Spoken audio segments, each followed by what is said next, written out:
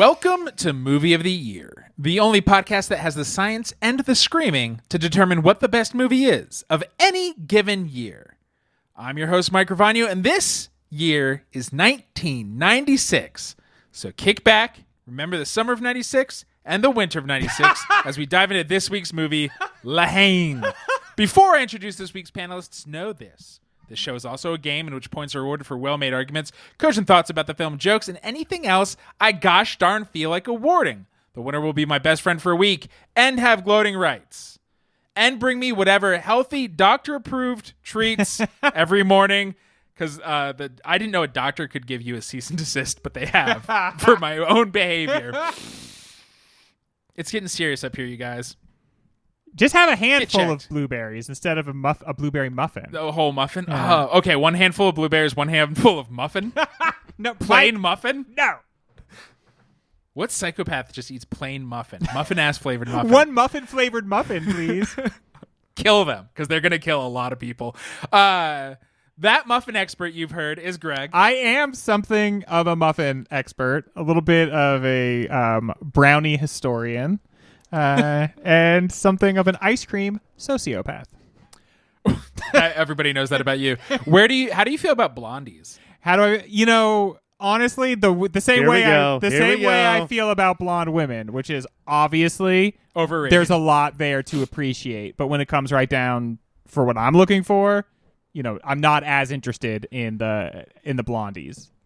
A thing people of our parents' generation like to say is, do you know actually that Treat Blondies did the first rap song?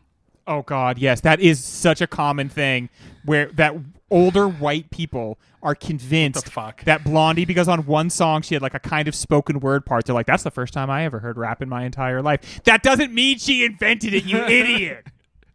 Yeah, I mean, like, that's why we don't call Indians or Native Americans Indians, just because some fucking dummy thought that was the case. Indigenous people. I hate boomers. Yeah. The boomer hater of the show is Ryan. I wear that label proudly. I mean, I think we all wear it, but you definitely let people know. I do want to let you know, Mike, that earlier we recorded an episode of our sister show, Superhero Show, and I was able to compare one character in every show we talked about to Donald Trump. So that's true. I still got it, baby. I still got it. Not since the days of Gotham have I heard you compare somebody to Trump. You have not been listening to me.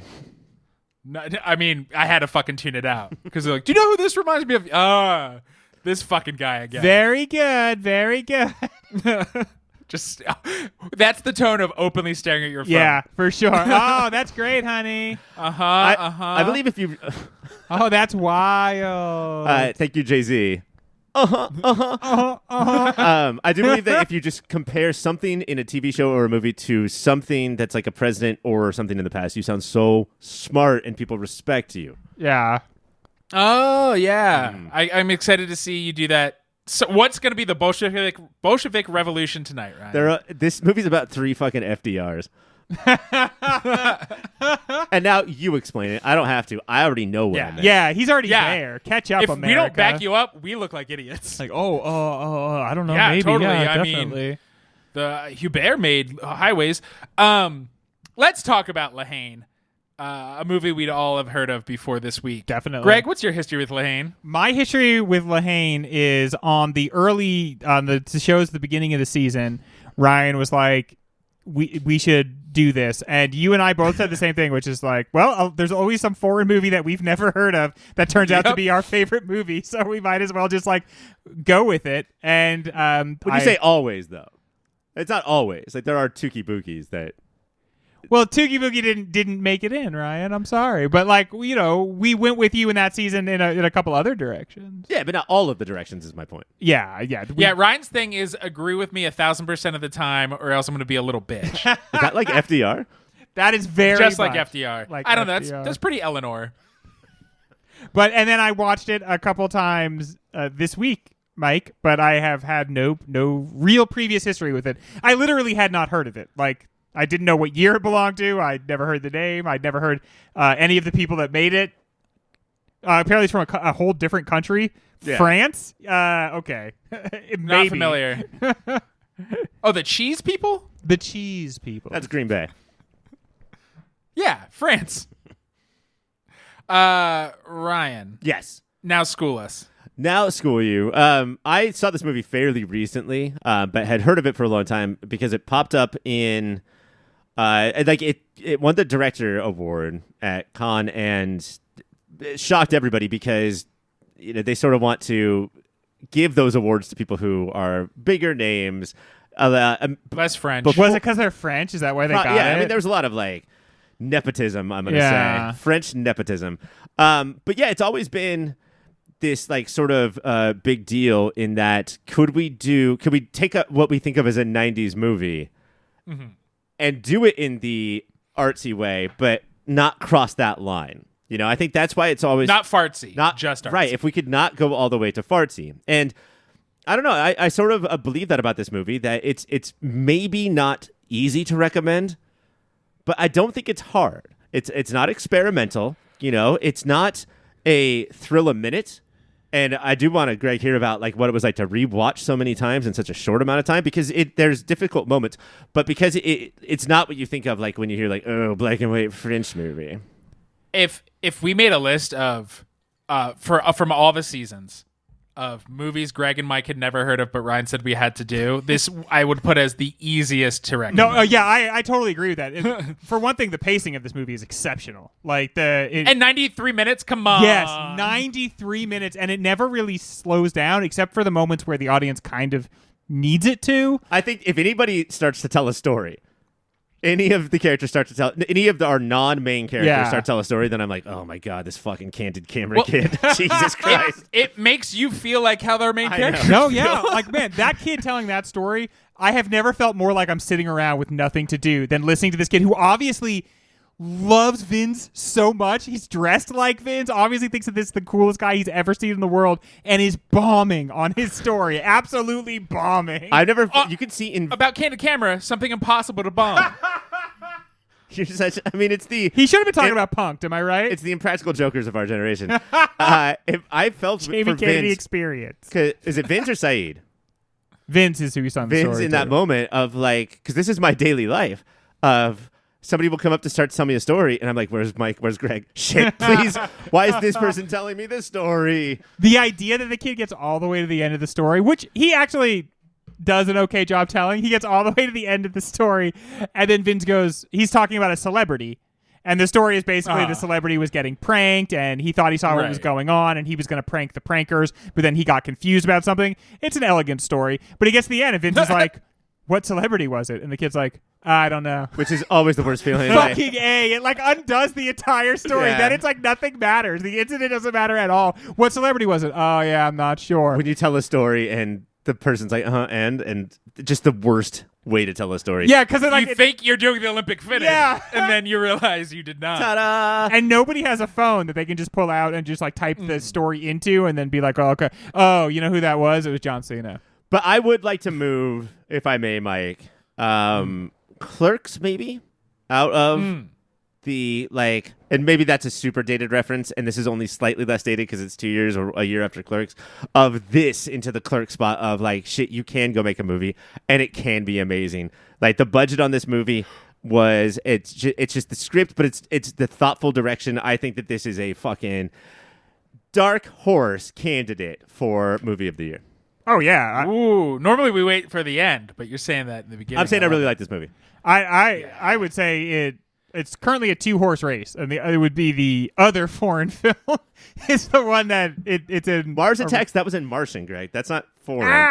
Yeah, that's pretty foreign. What's more foreign than the Red Planet? Question. But yeah, I second the enthusiasm behind that comment. It is such a beautifully shot movie, and it feels like 1996 France looking at America and being like, hey, we got some notes for you. And I can't believe how much it really hits. It doesn't feel foreign in the motivations of any of the characters or the things that they're dealing with. It feels just in the words they use. Like, what are those words there? Would you guys speak English? What the fuck is a haricot Did vert? you wonder? It's a green bean. Did you wonder what they were saying? Because I spent a lot of the movie being like, man, if I spoke French, I bet this would really. Mike, we have to teach Greg about subtitles. Like, it's been too long. Nope, this is better. That's why he watched it so many times. I'm gonna watch this till I understand these fucks. All right. On that note, we're gonna, because we're clearly talking about the movie, we're gonna take the quickest of breaks, and when we come back, actually start talking about Haine. Before Gothica, before Black Swan, before Wonder Woman, before The Constant Gardener, there was Haine, which is French for the Haine. Mathieu Kassovitz wrote, edited, and directed Vincent Cassel, Hubert Koundé, and Saïd Tagomaei, who play Vince, Hubert, and Saïd, who are dealing with the fact that their friend is in a coma after being beaten by cops for being near a riot the night before. The film follows the friends over 20 hours as they talk about revenge, deal drugs, tell jokes, try to get money from other dealers, steal hot dogs, retell jokes, run into weird toilet men, skinheads, and all kinds of cops. Kassovitz would go on to win Best Director at Cannes. Taste buds, I ask you this. Vinz, Saïd, and Hubert are 3 peas in a pod, much like the new name for this show, 3 peas on a pod. What does this movie accomplish by having the 3 main characters each belong to a different minority group? And does that ever feel artificial in a specifically 90s way? Or do they bring 3 different perspectives despite being fairly similar in the eyes of society? I think what the movie does so plainly and clearly is say that race almost goes away when class is involved. Yeah. And so, we see Vince's, like, we see a menorah in Vince's, like, living room at the very beginning. And he's like, there's this weird cutaway where we first meet him, and he's dancing to what sounds like Jewish music in kind of like an Eastern European which is one of the few 90s gimmicky things, like almost like pre-Guy Ritchie. Oh, let's just do this real quick. I think that's one of those things where you have someone in the cast who can really move. He can really do those dance steps, and I think you're just like, you know what? Let's just do it. Let's just have him do it. Wow, right? Michael Scott can really ice skate for some reason. But yeah, I think that the movie makes a point of it having like that part going away, and whereas so many other movies will make all of their inner jokes and their outer insults. So the insults from the town to them and their like small jokes between the 3 of them be all about race. Yeah. And this movie goes away from that as fast as possible. Yeah, I've been thinking about this a lot because this movie doesn't shy away from race or racism. In fact, there's a lot of like racism in it, but I do feel like it's got a very 90s view of racism, which is that like racism is what you say and racism is like what you think, but that racism doesn't exist as much in societal structures. And I think this movie kind of like says that class replaces race in these social structures. And in a way it does, but race and like the leverage provided by race is one of the ways in which the dominant classes actually fracture the lower classes. And I feel like there's a way in which this movie slightly sidesteps that in a super 90s fashion, which is like, we're going to take one of each and then put them together, but there's not going to be that much conversation about like, is it that easy to be an Arab French person and have as your best friend a Jewish French person, and then as your other best friend an African French person? Like, I feel like there would be tension there. Riddle me this: in a 24-hour period in these 19-year-olds' lives, would it feel more false if they would be like, as an Arab Frenchman, I do look upon this world differently than you, Hubert. Or Saïd answers his phone and is like, hello, you're speaking to an Arab Frenchman. I think there should be 1 or 2 scenes in which somebody else in their families says, are you sure you want to be hanging out with these type of people? Because I just feel like that's a reality. Like, for instance, they reference Marie Le Pen's father. Like, there's a part where Saïd looks down and he screams at skinheads and he's like, F Le Pen, right? Yeah. That's like a right-wing French figure. And now in France, we see Marie Le Pen is on the rise, right? Because this sort of like right-wing thinking is very prevalent in France. And it's extremely racialized.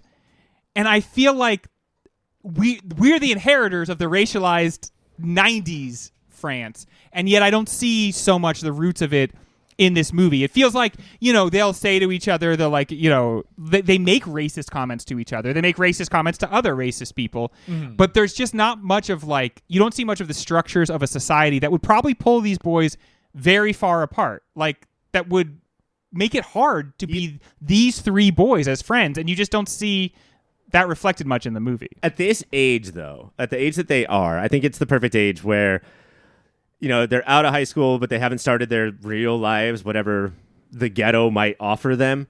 And so it does make sense to me. And also I think it's important to note that, like, if you don't like the Benetton aspect of the three, if you think it's a little forced that they have, a Jewish guy, an Arab, and a black guy who are always walking into a bar. But instead that I think I can see how that seems a little bit obvious, but I think it's most important that there is no straight white Christian male.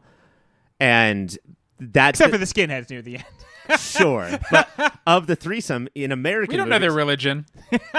If this was an American movie, there would be one straight white Christian male, and then the others would be foils. Their entire character would be how they're different. And here's because I'm an ignoramus American, I kept wondering, obviously it's a big deal in the States and around the world, but are we being like, why isn't it a bigger deal? When most other countries, I do feel like class is a bigger deal. One of the great American lies is that there's no class here. That's not a thing. That's never going to cause any issues. And other places, especially French, who have revolted and were successful for a while at that revolt over class.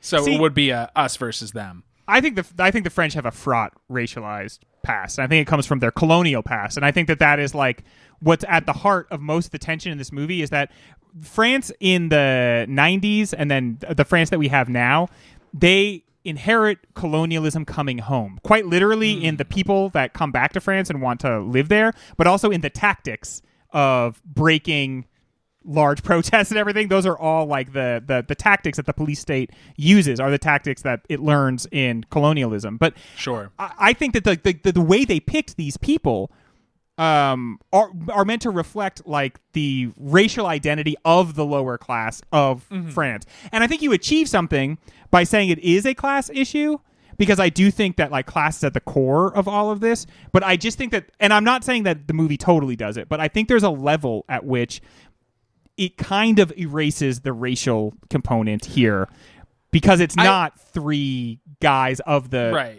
of whatever race, of any of the three. Pick any of the three.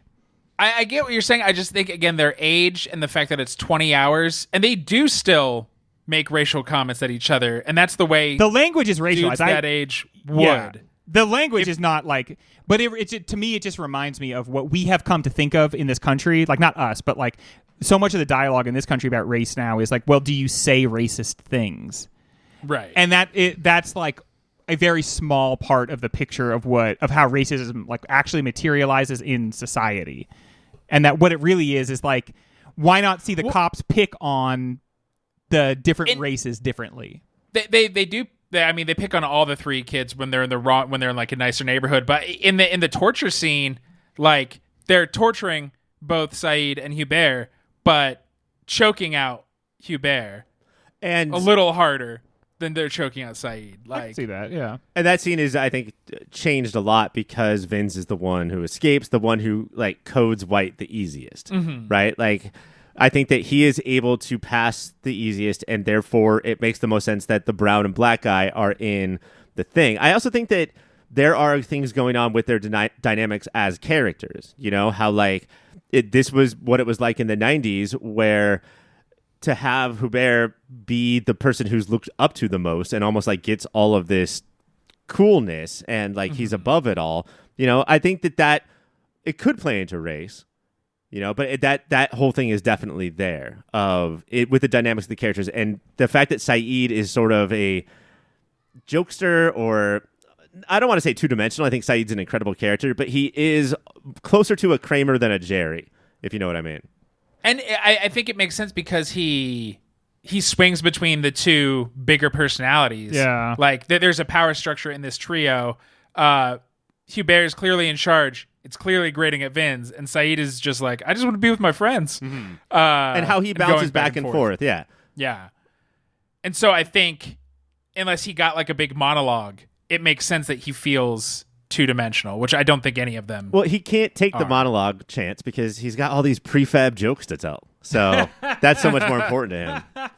Hubert has like the most spiritual side of any of them. He seems to be like the calmest when his gym is burned down, probably by Vinz, which is just like kind of. There's a weird hint. Yeah, like he says early in the movie, Saeed's like, "Who did this to your gym?" And Vinz is is in between them in the background, and Hubert kind of like barely looks over to him and then says, "Actually, I don't even want to know." He already suspects, and later he gives actual voice to it, and he says, "I suspect Vinz is the one who burned down my gym." But he is able to let it go. You know, he's able to sort of like let a lot of this stuff roll off his back, and he seems to have like an almost like inner peace about it that the other two don't really seem to have. I think that go ahead. To me, he feels a little older. Like he's the only one who's like, I want to leave. Yeah. The other two feel either like this is our life, or they love it in a way, like that's all they know, and like kind of roll their eyes that he's like, I want to get out. And even his mom doesn't listen to his I want to get out because he's like, Mom, I got to get out of here. And she's like, all right, but pick up some lettuce. Yeah, first. but you still need to get lettuce on the way back from not getting out. The Vinz thing that's only said once or twice about Hubert's gym is so interesting because was there a group of people around Vinz that he doesn't even know, like peer pressuring him into burning that down, and so he did it? I totally buy that. Did he burn it down? Did he pick that gym on purpose because he wants Hubert to he wants to be that crab or that lobster that pulls him back into the bucket? I totally buy that as well. You know, Vinz is... I think that Vinz is the thing here. Like, Vinz is the center because just watching him get through this day and this environment and like try to figure out who he is, almost like a coming of age movie in 20 hours. Right. Whereas Saeed and Hubert almost have like who they are almost settled, I think is like the core of the movie. Yeah. The whole time is he blustery or does he mean it is like the basis narrowing down of like, is he a guy who talks shit kind of like Saeed, or does he mean it kind of like Hubert, but Hubert is beyond reacting out of anger? And I mean, Saeed will defer to Vinz, right? Mm-hmm. And Saeed will be a little bit scared of Vinz, but Hubert will find out that Vinz has a gun and step up to him even harder. Yeah. You know, like take charge in that way because he knows that Vinz is a child, like this child that is 10 years of maturity and 10 years of toxic masculinity all on each other's shoulders in a trench coat and is sort of basic to boil down. And literally doesn't see a future for himself. That's the thing about Vinz is like, he doesn't see any path. Like Hubert's like, what am I going to do?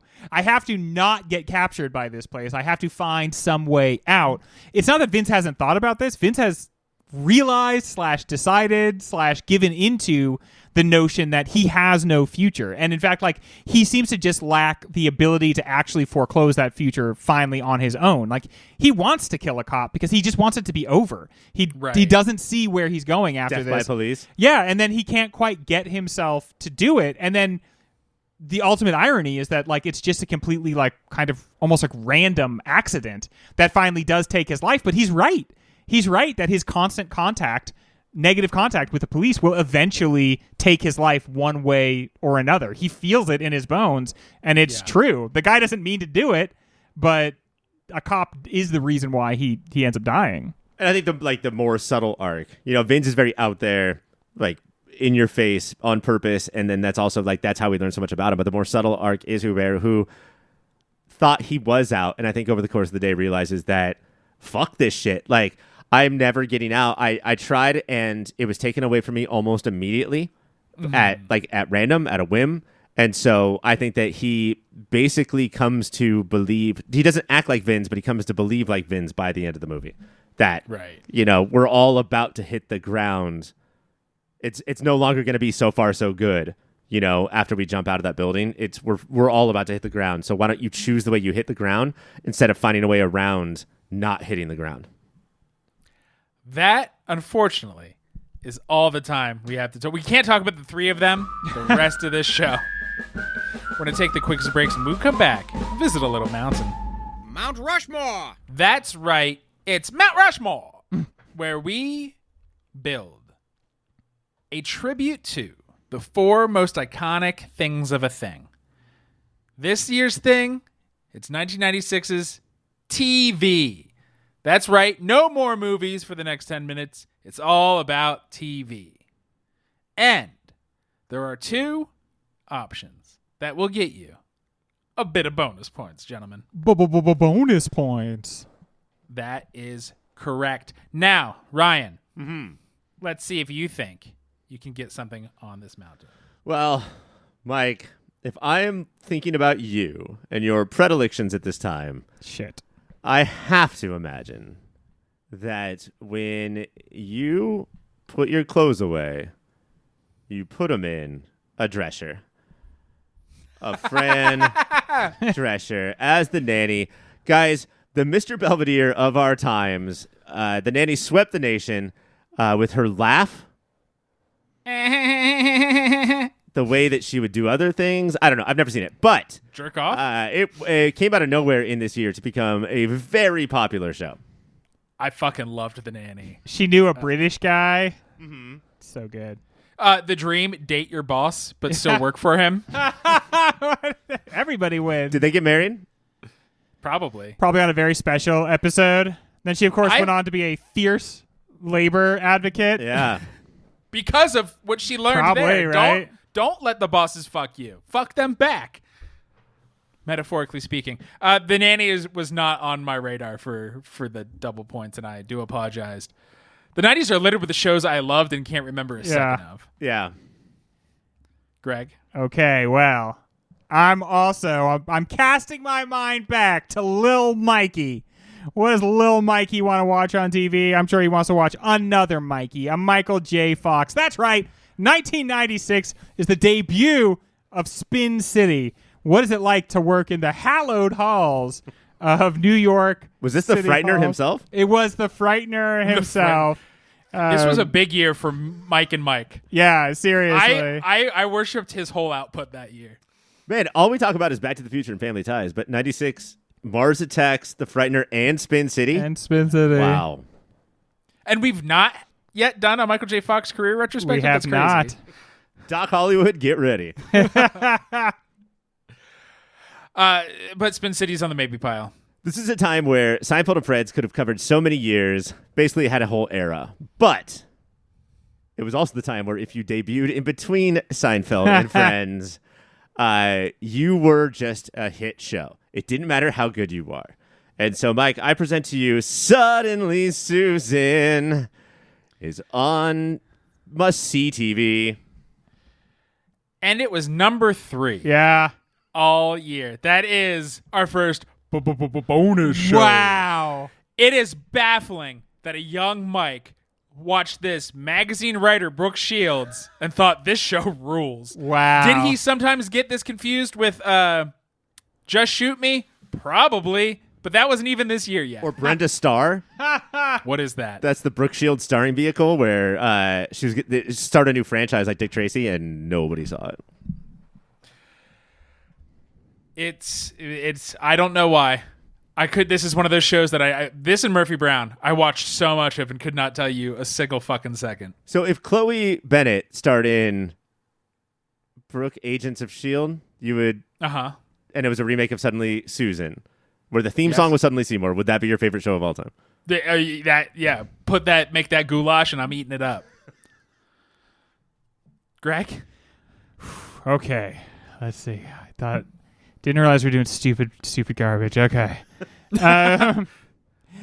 If you wanted to keep watching past Seinfeld, there was still a little more must-see TV on Thursdays for you. ER, a show that taught us that literally anything could kill us at any moment, especially if we were already at the hospital. Helicopter blades. The most dangerous place. A crazy city folk. But you got George Clooney. You had Juliana Margulies. Sherry Springfield. Meredith Grey. Anthony Edwards. So, man, Anthony Edwards, Of yes. the Minnesota Timberwolves. He was amazing on that. Wait, was ER the one where on ER, didn't they just... Noah Wiley. The only surgery they did was Noah Wiley. pinning that tail back on Winnie the Pooh's friend's butt, like his donkey friend. Is that the one? Mike, who are you giving That's points the one. to right now? You. I give a point to you, but I didn't love it. But my hand liked it. Yeah, ER's right on that mountain. Hell because yeah. It was the number a 10 p.m. adult soap opera was the number one watched show. What a crazy time. Oh, it was an amazing time, but we need a face, though, don't we? It's got to be George Oh. Clooney. But was he on in 96? Because I thought he bailed quick. Oh, I thought he was still on in 96. Let's go He Noah was Wiley still on then. because it started in 94. I was going to say a two-face situation of half Noah Wiley, half George Clooney. Noah Wiley is kind or of framed Noah as... Wiley with the Caesar haircut. I like that. But can we also just say Chicago Hope don't even apply? Like, man, get the outta Who the here. fuck is outta that? here. ER is one of those shows that was on shit. for so long that by its last season, nobody on the last season had been on the first season of the show. I've heard a couple of claims. One, that ER was good and Chicago Hope was bad. But two, in 96 or 4, whenever it debuted, Michael Crichton developing ER was all that it needed to fucking skyrocket over Chicago Hope. Sure. That's how big that guy was. Pop Filter Hall of Famer, by the way. Yeah. Which means ER's bunk, because where is like the hubris lessons we're supposed to be learning? Where's the park gone wrong? It's always man's fault. Yeah. What doctor's like, no, I can do it blindfolded. And then the infection becomes a giant monster. Somebody should run in and say, my kid lost both of his arms. And then the doctor says, like, we have these 2 T-Rex arms. Would you like those? All right, ER's on there, Ryan. What do you got? Mike, this is not the first season of the show. It's the 5th season. But this is the one, the 5th of 6, I believe. But this is the one where it broke wide open. And it was because TV superstar David Duchovny appeared on it as somebody who may or may not have a crush of the titular character. And then, let me know if this is 90s, pulled a Basic Instinct, sat in front of him wearing a white robe, and then uncrossed and recrossed his legs to show Larry Sanders his David Duchovny balls. And so we don't talk about Larry Sanders enough. I know it's not a bonus, but like I do want to talk about Larry Sanders. No, what's that say though? Applesauce? Larry Sanders fucking rules. Apparently, at this time, it was very hard. If you knew David Duchovny, it was very hard not to get a look at his naked body. Yeah. He was like so desirous that people see it. He's just throwing it out there. We talked earlier in the season about Courtney Love in Larry Flint and how she was just playing it herself. He started on the show Californication about a sex-obsessed sex pest. Yeah. Good job, Duchovny. Way to lock down that role. They'll never see through this. Greg? This one's for the Greg heads out there. 1996 was the first season of VH1's pop-up video. Oh, shit. I don't know if history will record the importance of pop-up video, but especially for 1996 VH1, when it was like, why were you even watching VH1? Pop-up video was a perfectly good reason to watch VH1. So good and called the future of like someday these freaks are going to watch a thing and need to jump to whatever Wikipedia or IMDb is. That's pop-up video. That's the 96 version of it. Did it invent the internet? It kind of provides its have. own second screen experience. I mean, that you're primarily watching the music video, but there is some emptiness to just sitting there watching music videos. This is what And Beavis and Butthead solved as well. So getting like little facts about the behind the scenes of the video of the song, it was wonderful. I use that as a metaphor all the time. I have a coworker who a lot of us in marketing, behind the curtain, I work in marketing. Sorry, guys. A lot of us in marketing don't have a marketing background. So in big meetings, people use terms and acronyms that we're all supposed to know, and she'll just put it in there. And I'm like, thank you so much for your pop-up videoing. When I first heard of Google Glasses, I thought this is what it would be, is that you look at stuff, right? Like, and you have pop-up video, so like you look at a bird, and then up pops up, Blondie invented hip-hop. Blondie, America's first rapper. I did not. This was not on my radar. Pop-up video is going on this fucking mountain because I loved it. There's no head. There was not. Okay, I'm not going to lose points here. It's the head of who's the creator of VH1. It's, you know what it is? Because of your analogy, Ryan, is it is an adult-looking Beavis, a mature Beavis, which is what this was. There was one spot let's speed round this shit, Ryan. I don't back up this person or anything that she says or represents, but it is really hard to talk about television in 1996 if we don't switch over to from VH1 to MTV and talk about Jenny McCarthy, who was just, this is when Singled Out came out, and she was fucking everywhere. Jenny McCarthy. Is that your Jim Brewer goat person? That is my Jim Brewer goat boy.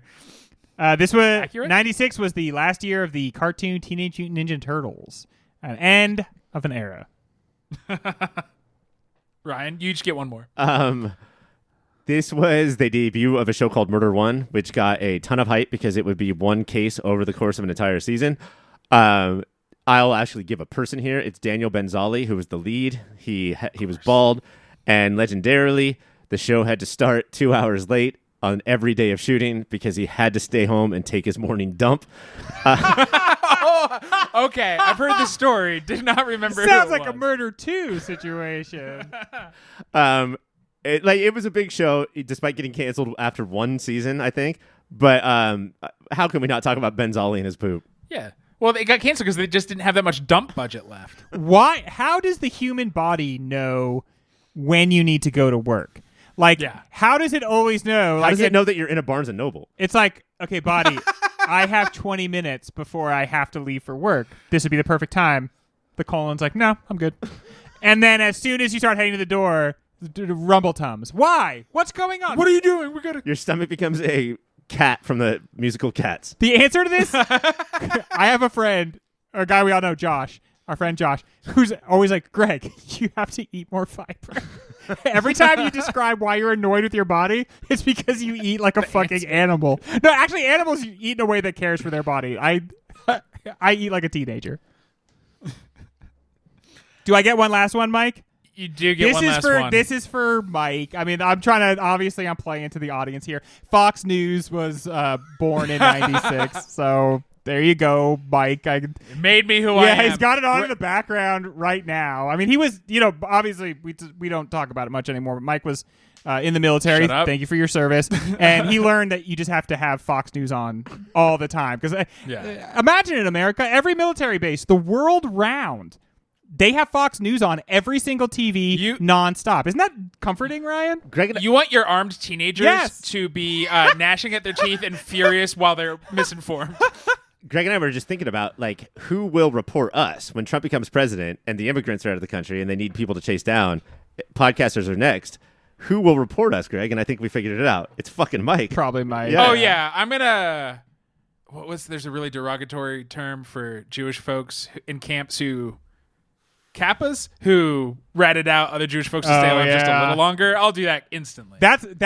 There is an extra layer of the horror of authoritarianism, is that, like, not that you will just suffer under authoritarianism, but that you will become part of the terrible machine, that you won't have enough courage to resist it. That's what's so scary about what's coming, really. That's most of this country. Yeah, the idea that, like, we're not currently putting up a fight, we won't put up a fight in the future, and that, like, probably we'll betray ourselves. It doesn't bother them to not be courageous. You guys get that reference. So on your... I have what? Can we have one more? He said two more. This is so important. This is so important. What's your HM that can't get on here? Daphne from Frasier. This was the season of the episode called Moon Dance. This is when Daphne and Niles finally start to come together. It was such an important moment in TV. Daphne is such a slept-on character in the history of TV. Yeah, she's good. I know it's called Frasier, and we all talk about Niles, but Daphne is the shit. Probably should have said that instead of Murder One. Your maybe pile has The Nanny, Spin City, Larry Sanders, Jenny McCarthy, Teenage Mutant Ninja Turtles, Murder One, and Daphne. Your Mount Rushmore of 1996 television is Suddenly Susan, ER, Pop-Up Video, and then the one none of you got that I actually watched more hours, the first and only season played all of 1996, the O.J. Simpson trial is your fourth head and would have gotten so many points because it made Tiny Toons and so many of the shows I loved go away. That really, like, we would get home from school and it was like you would watch the O.J. trial. Gotta watch something. It was our first The Simpsons. All right. That is all the time we have for Rushmore, and then some. We're going to take a quick breaks and come back to Haine. Oh, yeah, that's what the show's about. Taste buds, this movie certainly strives to encapsulate various perspectives on policing. When it comes to race, class, and the police that put their lives on the line to protect all races and classes, does Haine offer anything apart from bleakness? Where ultimately does the movie land on the topic of whether cops can be a constructive force in the communities they police? I mean, we over the last 10 years for us. Now, this has been going on for much longer than 10 years, but at least for us over the last 10 years that we have discovered that cops protect rich people's property, right? OPP to us, because we don't have any rich property. I think that this movie sort of says without saying it that you might be alone, you might be part of a gang, but in order to be a ultimate member of the ultimate gang, there's only one thing to do and get a badge. This is where, if you want to save yourself, if you want the permission to be as angry as you are and do whatever you want, then you become a cop. This movie makes the argument, I would rather go to the gang's weird barbecue and get tetanus than... the cops are scarier than any of the gang members in this movie. Yeah, the position of, at least through the middle of the movie, Hubert is there are some good police. And I feel like it has become fashionable just to drop ACAB in an unthinking way into conversations. And yet we live kind of now after ACAB times, it feels like, in terms of what the cultural message is. And this movie, for the most part, I think tries to figure out we're going to have this force in our society, right? And can it function in such a way that is helpful? And both Saeed and Hubert seem to believe that there is some role for some types of policemen. They have a friend. I'm not quite sure how they know this. I think my best guess is Saeed's older brother's friend. Yeah, it became a I cop. think that's the vibe. And because he mentioned Saeed's brother several times, right? Does seem to sort of help them out or whatever, but Hubert says something at the end of that exchange. So he's kind of given Vinz shit. He's kind of said there are some good cops. You're a bastard, Vinz. Don't be this way with everybody.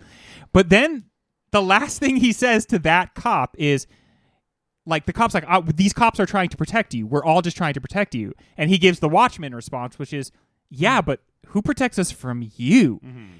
And ultimately, at the end of the movie, the way the movie resolves, it's nobody does, right? There is no, these guys can come accidentally shoot you in the head, but unless you yourself are willing to give up your own life to fight them, then there's nothing that actually protects you from them in any way at all. Even if Vinz and Hubert even if Saeed and Hubert are not actively thinking this at the point where Vinz gets shot, if we're going to talk about the ending, they know in the back of their heads that there's no amount of fighting that Vinz's family can do to punish this cop or get justice for his death. That's just it.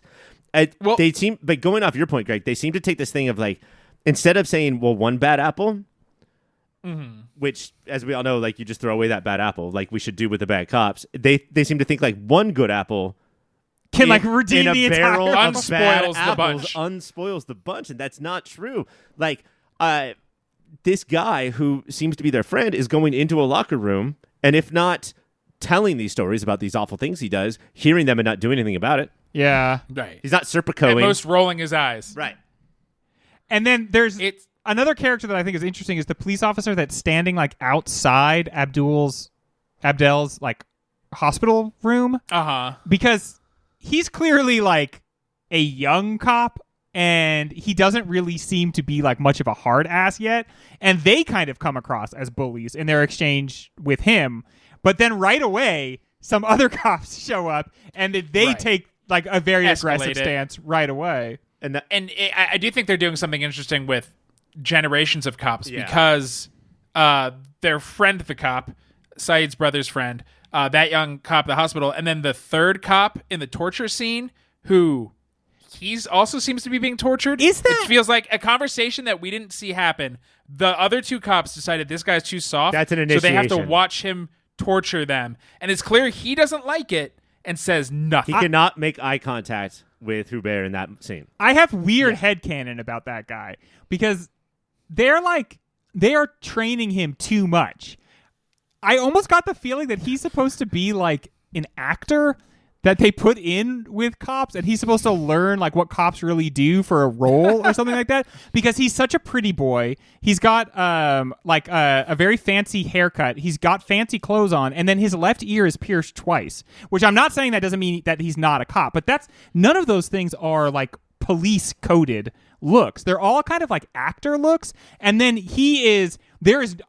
I mean, I could be wrong, but I don't think there's any cop that is as horrified by the way cops act as this guy is in that scene. And they're trying to like, whether they're trying to show an actor how to do the role or a young cop how to be an old cop, they are terrifying this guy. He watches them torture two suspects, Saeed and Hubert, in a scene that is uncomfortable even to like consider like what it must have been like to be the actors within the scene, because they have to be very physical with each other and they have to show a lot of distress, and I don't think fingers in mouths, and like choking and dumping water on their faces. Like I didn't envy any actor in that I scene. bet that Saeed and Hubert actors did not hang out with these cops at the end of shooting. Dude, I can't. I have trouble separating, and we've talked about this on the show. Like, I know these are performances, but I do have trouble sometimes separating the way people treat each other in a performance from just real life or whatever.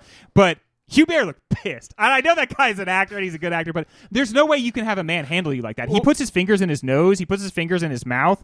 Like, and there was not an intimacy coordinator in 1996 French, right? Like, we're aware that the scene probably said like, cops roughed them up, and the two guys, they probably stepped it out in rehearsal. But yeah, there's probably some light improvising going on. The scariest part of that scene, though, it's kind of scary to see how much it freaks out the third cop. But the scariest part of it is with the guy that's like the ringleader that's really doing it, like really showing the untrained guy and really taking an active role in torturing these two guys. He keeps stopping and then going, the hardest part is not taking it too far. You so badly want to just keep doing it, but you know you have to stop before you take it so far, but you hardly can. It's the kind of thing that says that their concern is more for other cops getting away for their crimes than any of their actual people. Mike, going back to what you said about like the torture, and it's great when Kassovitz is the director, but he's also the writer. So he's like telling them to take it farther and farther as actors, and he's like, it's just what the script. I'm sorry, it's what the script says. So I guess we have to do it. You know. Awkward. Sorry, everybody, but that's a difficult scene to sit through. I would like to think that they were like, in my head, anytime a bunch of characters are named after their real people, you wrote it for them and you're all actually friends, and hopefully it wasn't horrifying. And now they're not, because this not scene, no mo. This was their butter scene. They were not told this was going to happen.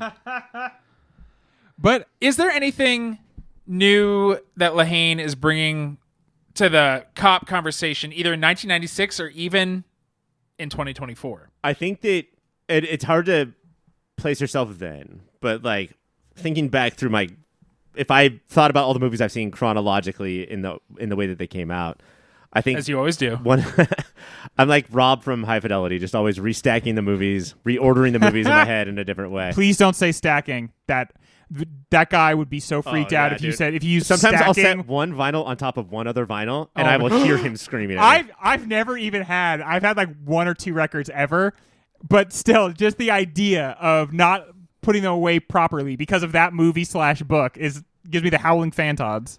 There's a certain percentage of this audience that grew up like Vinz and Saeed and Hubert, and there's I think the vast majority of the audience, like the judges at Cannes, right? Or like most of the movie-going world, that watch this movie knowing that they will solve their problems until they can't, and they will call the police. You know, if there's a thing with neighbors, they'll say like, if you don't stop doing this, I'm going to call the cops. So you have extra protection on your side.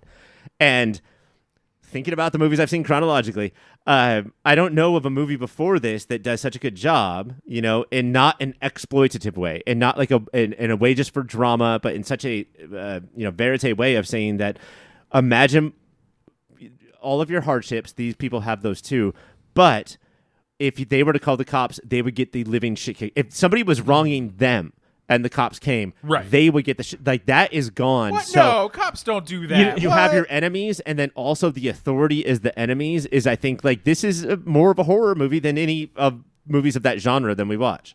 the scene where they're in a nice neighborhood and they talk to a cop and the cop like gives them directions and then calls them sirs, which probably that cop wouldn't really do that in a nice neighborhood. Probably they would actually like escort you out of the nice Do neighborhood. what the later cops in the nice neighborhood do. But it does do a good job of showing you like what the differences are between the way the police handle one class of people versus another. Right.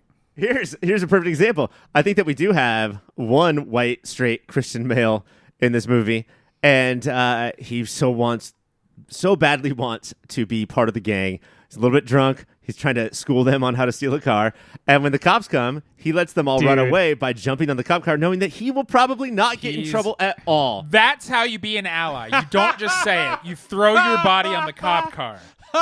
That guy rules. It's not about being a quarterback, guys. It's about being an offensive lineman and just blocking cops from tackling. I'm sorry. Am I in your way? Oh my gosh! I didn't even realize this is the hood of your cop car that I'm standing on. I'm a little drunk. My wife left me.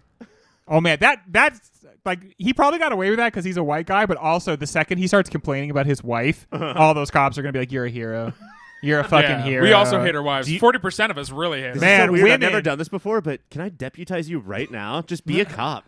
Women can't live with them, and if you murder them, you have to get your buddies to help you cover it up. Which is so easy. So don't even worry about it. If your buddies are cops. This fucking world.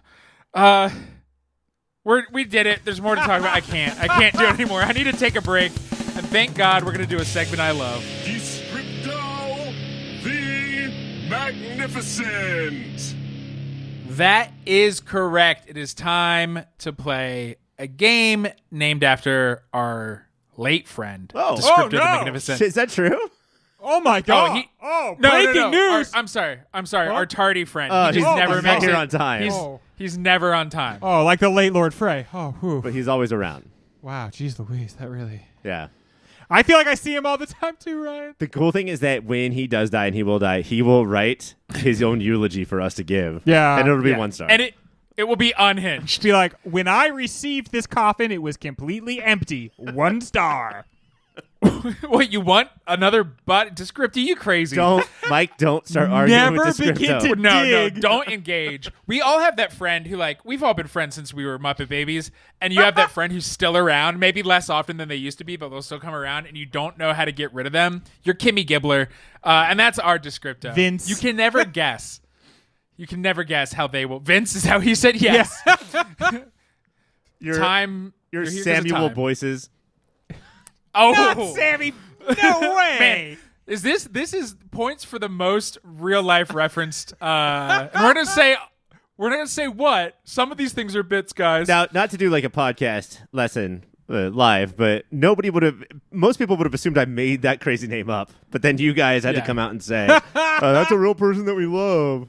And he is actually Descripto the Magnificent, which is just to show some leg, reveal behind the curtain. Sammy B, the Magnificent, and here's And what he's he alive, thinks right? about these. Be a Yeah, he's fucked just up late. way He's just to late tell to every. me. Oh, I didn't tell you guys. Oh, yeah. Our friend Sammy died. And this is how I'm revealing it to you. Through LARFs, because I don't know how to deal with emotions. Now it is. I promise you that. I will make terrible jokes and then let you know. Be like, no, he did. No, but He that's should real stop. anyway, yeah. A human life has for real ended. Dive right in. And how this works is I will read Descripto's unhinged review, then give you the stars, and then you ring in with your name. Just one actors? time, I would like for these reviews to be hinged. No, it's meant to be deleted. Starting. You know how you can smell certain movies? Yeah. This one smells like cigarettes and feces. Plus, blank and a crop top saved cinema. Just saying. 5 stars. Ryan, The Craft. It's not The Craft. That's good. Greg. Greg. Gonna say Haine. It is not Lane. Do I just tell you now? I always Yeah, forget. because we Or do it. Yeah. It's Train Spotting. train spotting. Ewan McGregor in a crop top saved cinema. I just need to know what compels someone to write this story, much less make into a 2-hour feature. Who is this movie even for? People went to the movie theater and watched this? They paid money to see this movie. No.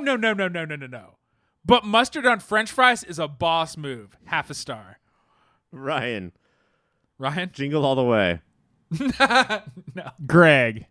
Greg. Mars Attacks. Oh, that ack, but no. Oh, Greg. Greg. I know what it is. It's Sling Blade, isn't it? It is Sling Blade, Yeah, isn't it? he loves French fried potatoes just like Oprah does. No, you don't, Oprah. I did miss the first 30 minutes of this film as I was engrossed in looking at a 100-page festival program that just came out. Oh my but it was God. cool. Descripto. I still don't really understand how he can just casually talk to his dead dad, but I'm not going to question a man with useful skills. 2.5 stars. Greg. The The Frighteners? No. Good guess, I'd say. Ryan. Ghost Dad. It's The Phantom. Ghost Dad. How is The Phantom not one of our 16 movies? I know.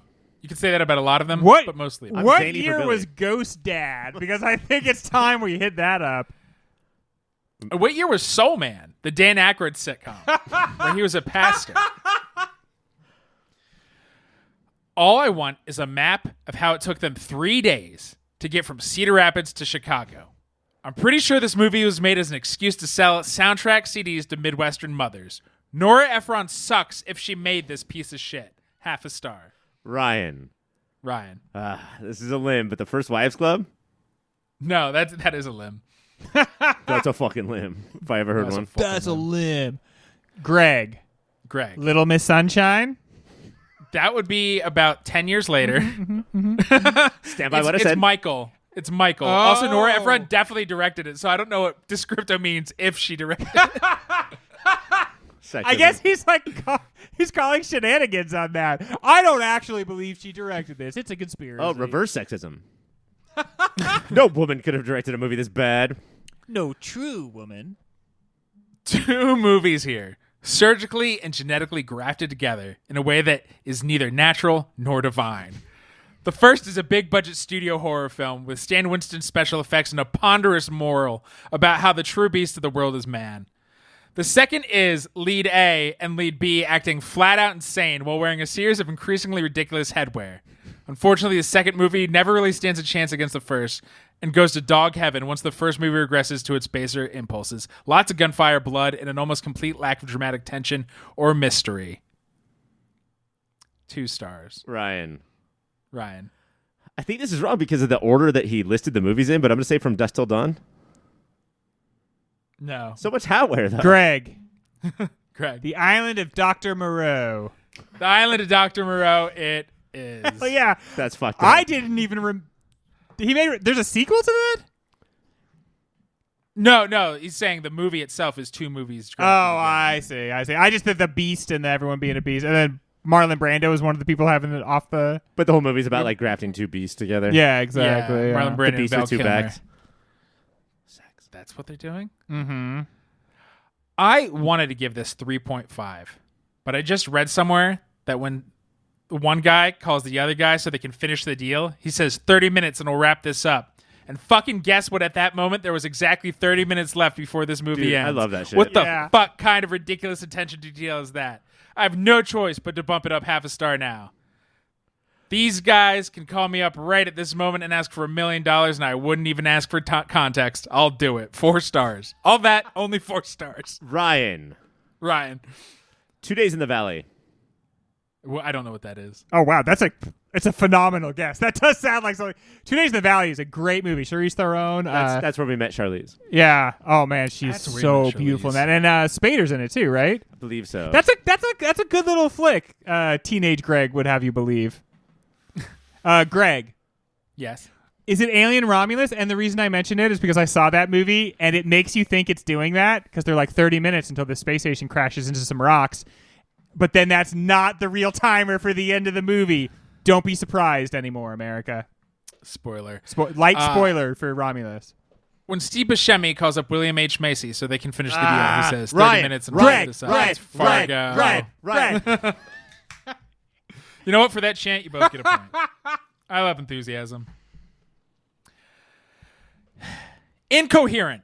A fucking slog. Look at these A-listers. Wow. Who gives a shit? This guy's a fucking hack. It's not that no jokes land, it's that none have been written. How the fuck do you make this boring, you faux goth loser? Half a star. Ryan. Greg. It's because I said it twice. I know. No, I understand. Mars Attacks? It is Mars Attacks.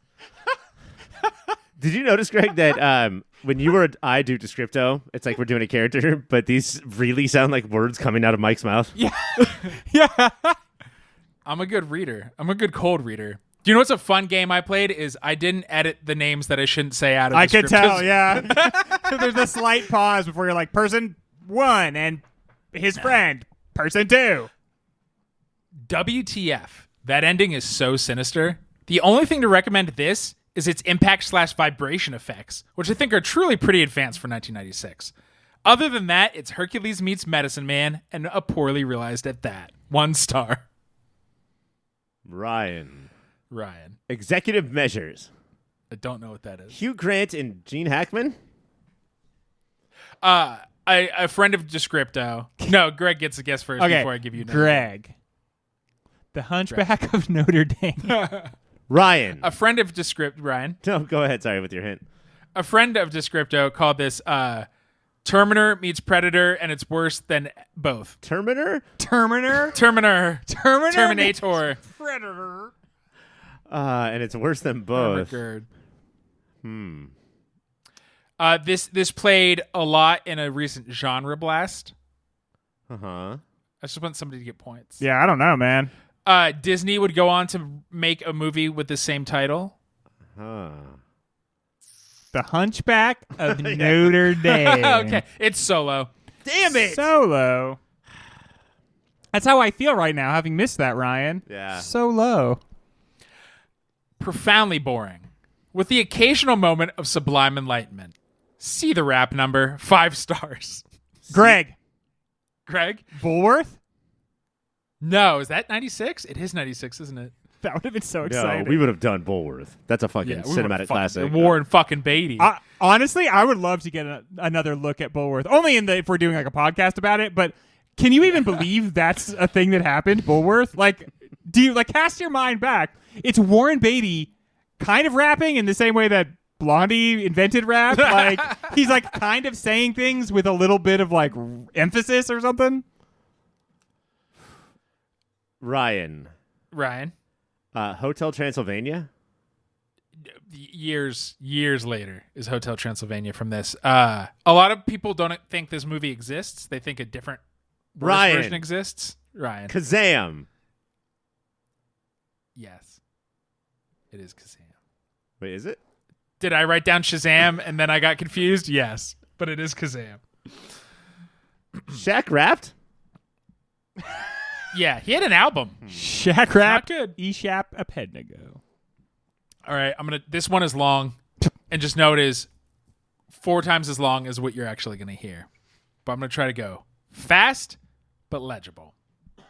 Horrific, catastrophic, awful, terrible, cataclysmic, abysmal, shit-ass movie. Holy shit. I cannot even begin to talk about how much this movie sucks and I hate it.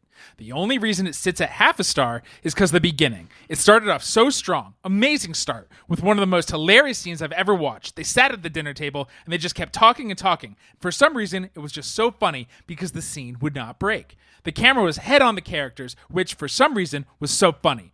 There were some really funny scenes out of pocket moments, which made the beginning of this movie one of my favorite beginnings of any movie. The plot of this movie was kind of stupid, but it was just the professor trying to get this girl that he liked, but he was so fat that he thought he needed to change himself completely. I don't want to make a movie summary. You should just watch it or don't, because it's pure brain rot. This shit killed me. I'm not even typing this, but using the microphone to type, because how horrific that was. My body trembles, my eyes shake, and my day is fucking ruined. I was already having a pretty shitty day, and then I watched this film and couldn't contain the cringe of it anymore. I would rather watch 2 hours of Skibbity Toilet than ever watch that again. This movie should be used as psychological warfare. This shit needs to be put on the Geneva Convention, half a star. Greg. Ryan. Is it the Nutty Professor? It is. In I was the going middle too of fast it, to he realize. basically says, and the movie's The Nutty Professor. Earlier, Mike, you were talking about Haine, and you were talking about the characters. And remember when we were talking about Haine? You were talking about you called somebody a toilet person. That's the point of Skibbity Toilet, I think. I think you wrote the toilet movie. person? Yeah. Now I respect it. He's like in there, and he sort of like pops out. I think he says skibbity. Skibbity bop bop bop bop. Is Skibbity just Gen Z Scatman? I think so, yeah. Now this is a great movie about a well-armed, dog-loving killer for hire. So iconic I could scream. So cunty I could scream. So poorly received I could SCREAM. She's fantastic. Not a single moment of being out of her depth or anything of the sort. It makes my skin crawl to even have to type that defense of her. The reception is such bullshit, it's just good. She's good. She's serving up camp. Eat. 5 stars. Ryan. Ryan? The Long Kiss Goodnight? No, that's... Oh, wow. I was like already nodding appreciatively. Like, oh, you got it, man. Greg. Lahaine. Who is the she in Lahaine? It's barbed wire. That is camp. Our last review from Descripto. I rewatched this last week at some point and of course felt horrible for the whole rest of my day. This is one of my dad's favorite movies, which I feel is something no child should have to know about their father. Heart emoji. No stars. Ryan. Lahaine. Nope. Descripto doesn't review Lahaine, I think. Oh, I can't remember the name. Oh, man. I also can't remember the name. Greg. Barbed wire. No, we just did that. I'll give you a hint. We've done it this season already. Ryan. It is, of course, The People versus Larry Flint. Breaking the waves. It's breaking the waves. Breaking the waves. Why is it bad to know that your dad's favorite movie is Breaking the Waves? It is sad, though. I mean, it's a sad movie. Sad movie. It's well made. The though. sex, maybe? Yeah. I guess. I don't want to watch it with my dad. Yeah, hey, Dad. Wanna Let's watch pop it this in my in. dad. The old DVD Your player. dad was very anti-Bell, so I understand. We're going to take the quick breaks, and we come back. Lahaine.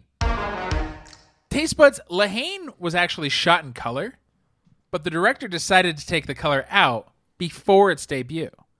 What about this movie makes it necessary for the movie to be black and white, or is it simply an artsy affectation? And does it change how we watch and think about the movie? First of all, I didn't even know that you could do this. I thought that you had to shoot for black and white if you want to make your movie black and white. To change it on the fly and have it look this gorgeous. Good. I'm going to Yeah. guess that it looked terrible in color. Like they accidentally lit for black and white because you can't just do that. I think that maybe it's just because I've never seen it in color, so therefore I can only see it in black and white. But Right. what a happy accident this was. I have 2 thoughts about it. One, to kind of echo what Ryan says.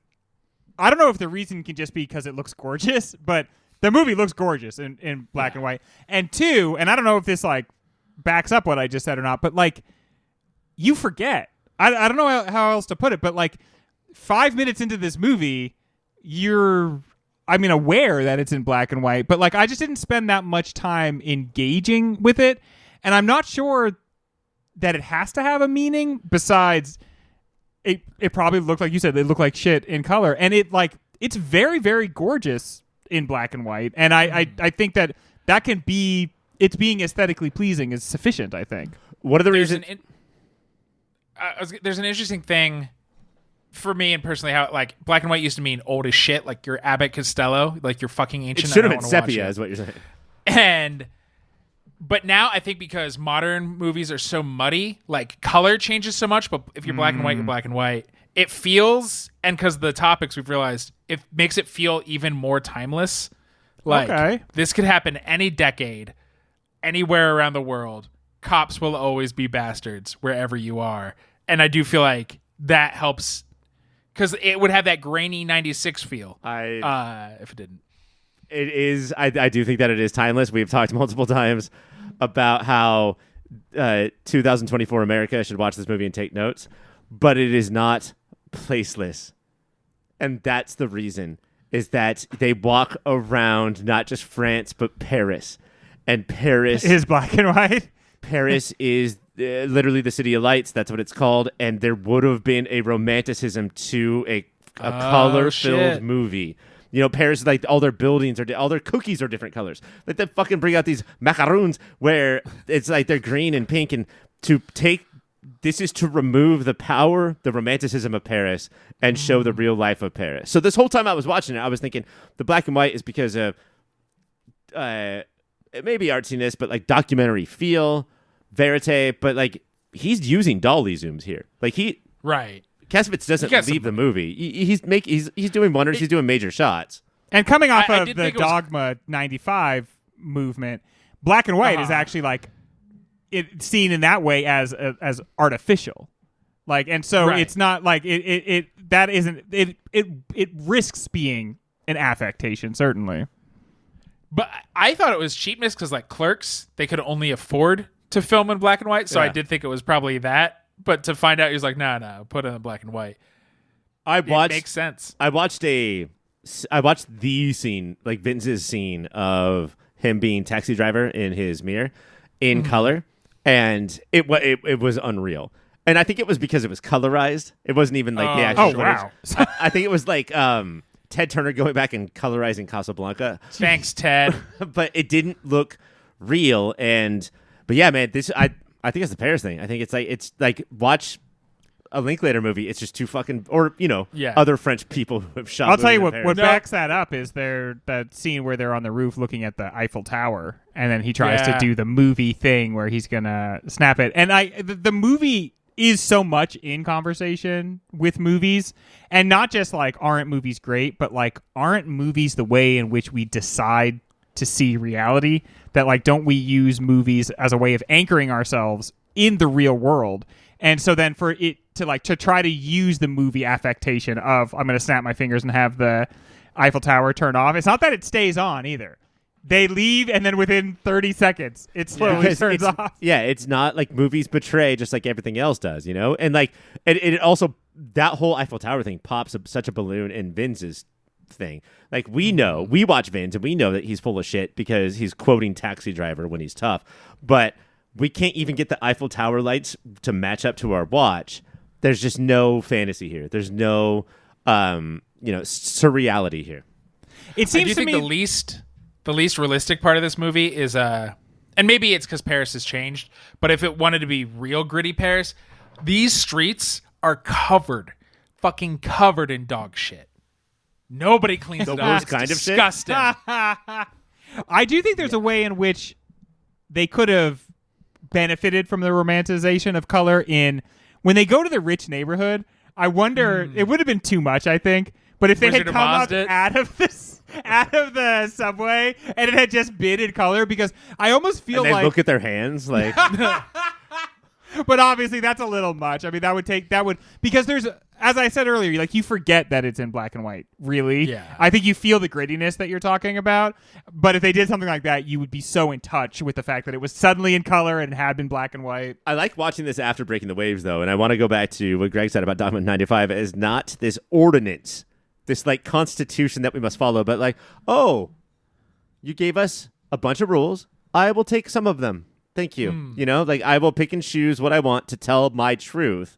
But if I'm forcing myself to follow all your rules, then that's no longer my truth. But like I like the suggestions instead of the like hardcore must follow. Well, it's like Right. It's hard to wrap your head around, I think, how tongue in cheek the Dogma 95 stuff was. I mean, the guy that really pioneered it, his next movie broke over half the rules of it. And the fact that they called it Dogma, right? Yeah. That like has to show that they like My new religion is called a religion. they they meant what they said. They meant the feeling of what they said. But I think as like a gargoyle against the like fascistic tendency to like say something must be a certain way. But like that's why I like it though. Like, and they would hate the dogmas, would hate that I put it this way. But it's almost like film school of like you're going to learn in film school, and you're going to take about half that and put it towards your movie. And so this is like a real quick, cheap ass, truthful film school. But if you make a movie using all the rules of Dogma, I'm not going to watch it.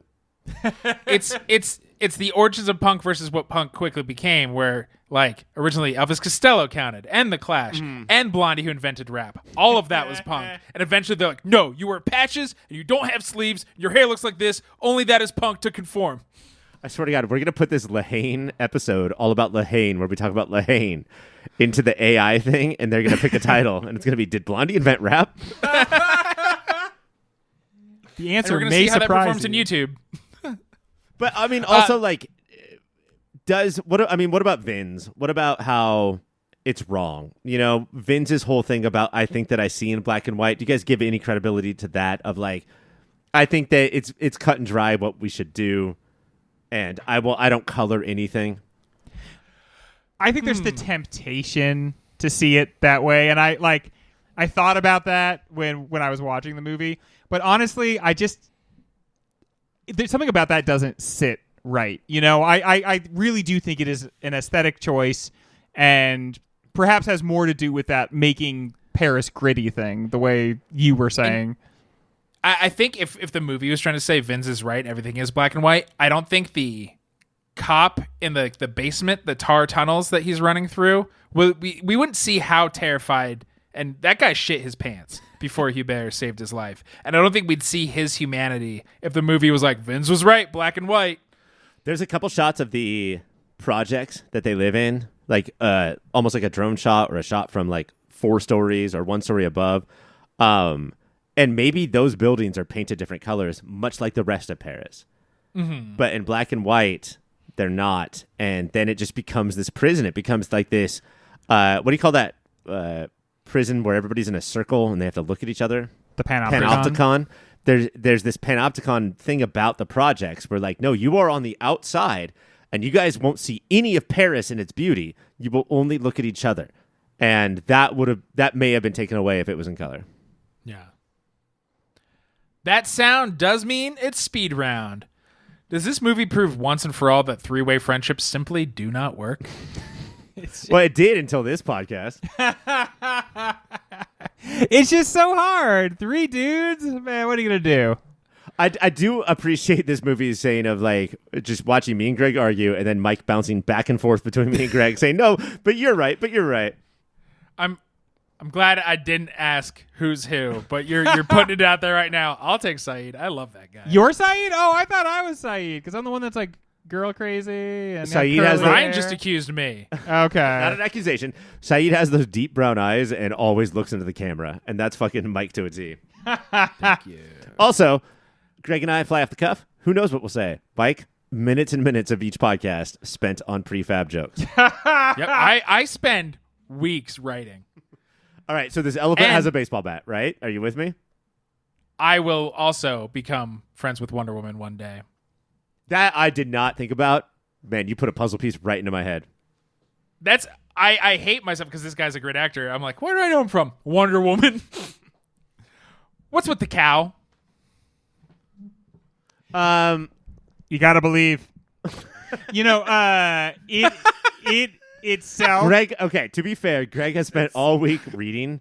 The novel he's been reading is the movie poster for Angels in the Outfield, and that's the tagline. But it is a little bit of whimsy. It is a little bit of the unexpected. In itself, I'm so sorry to do this, is black and white.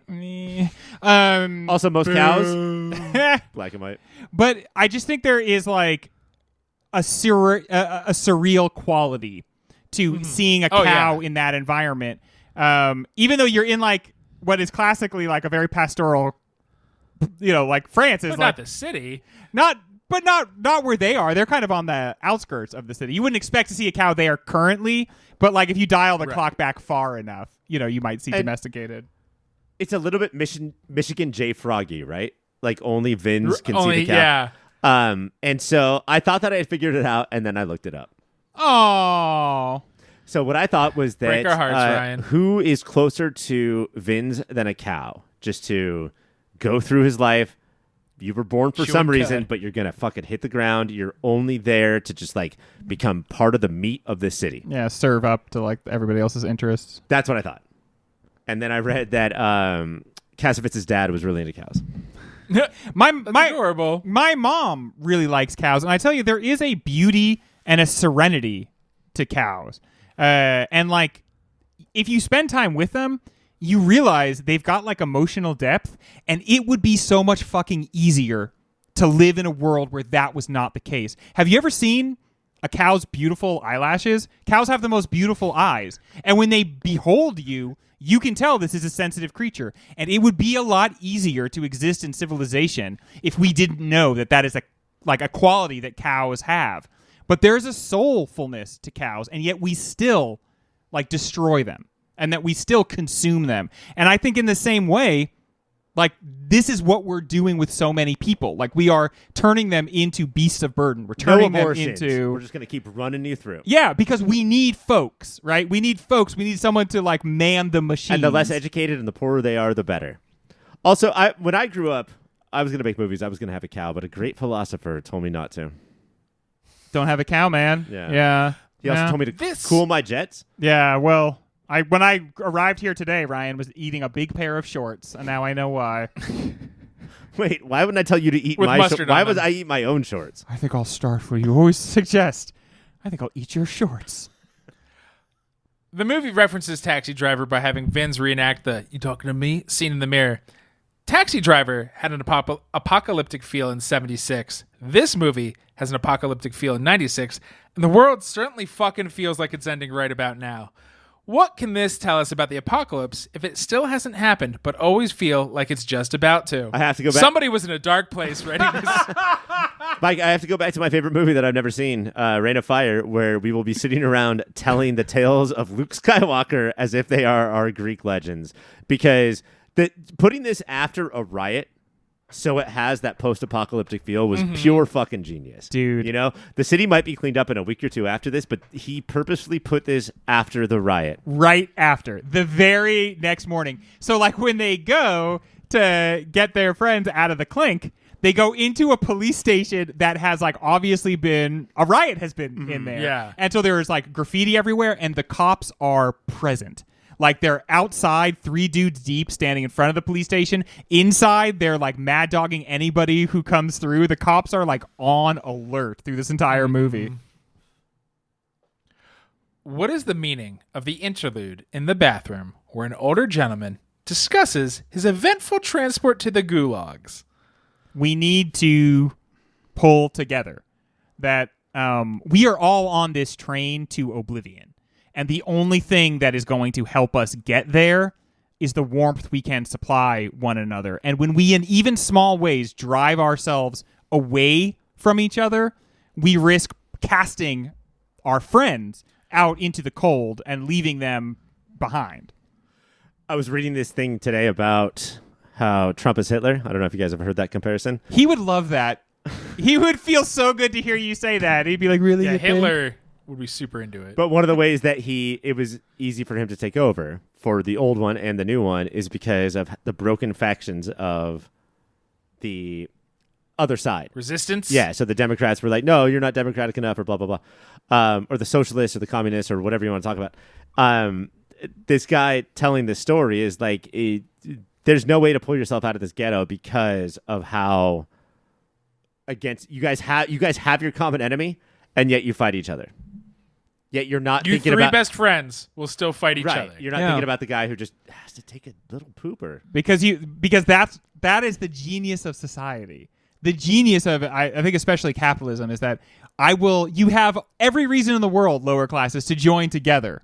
You outnumber the upper classes by so much. The upper classes can only function in society by like enlisting the middle and lower classes.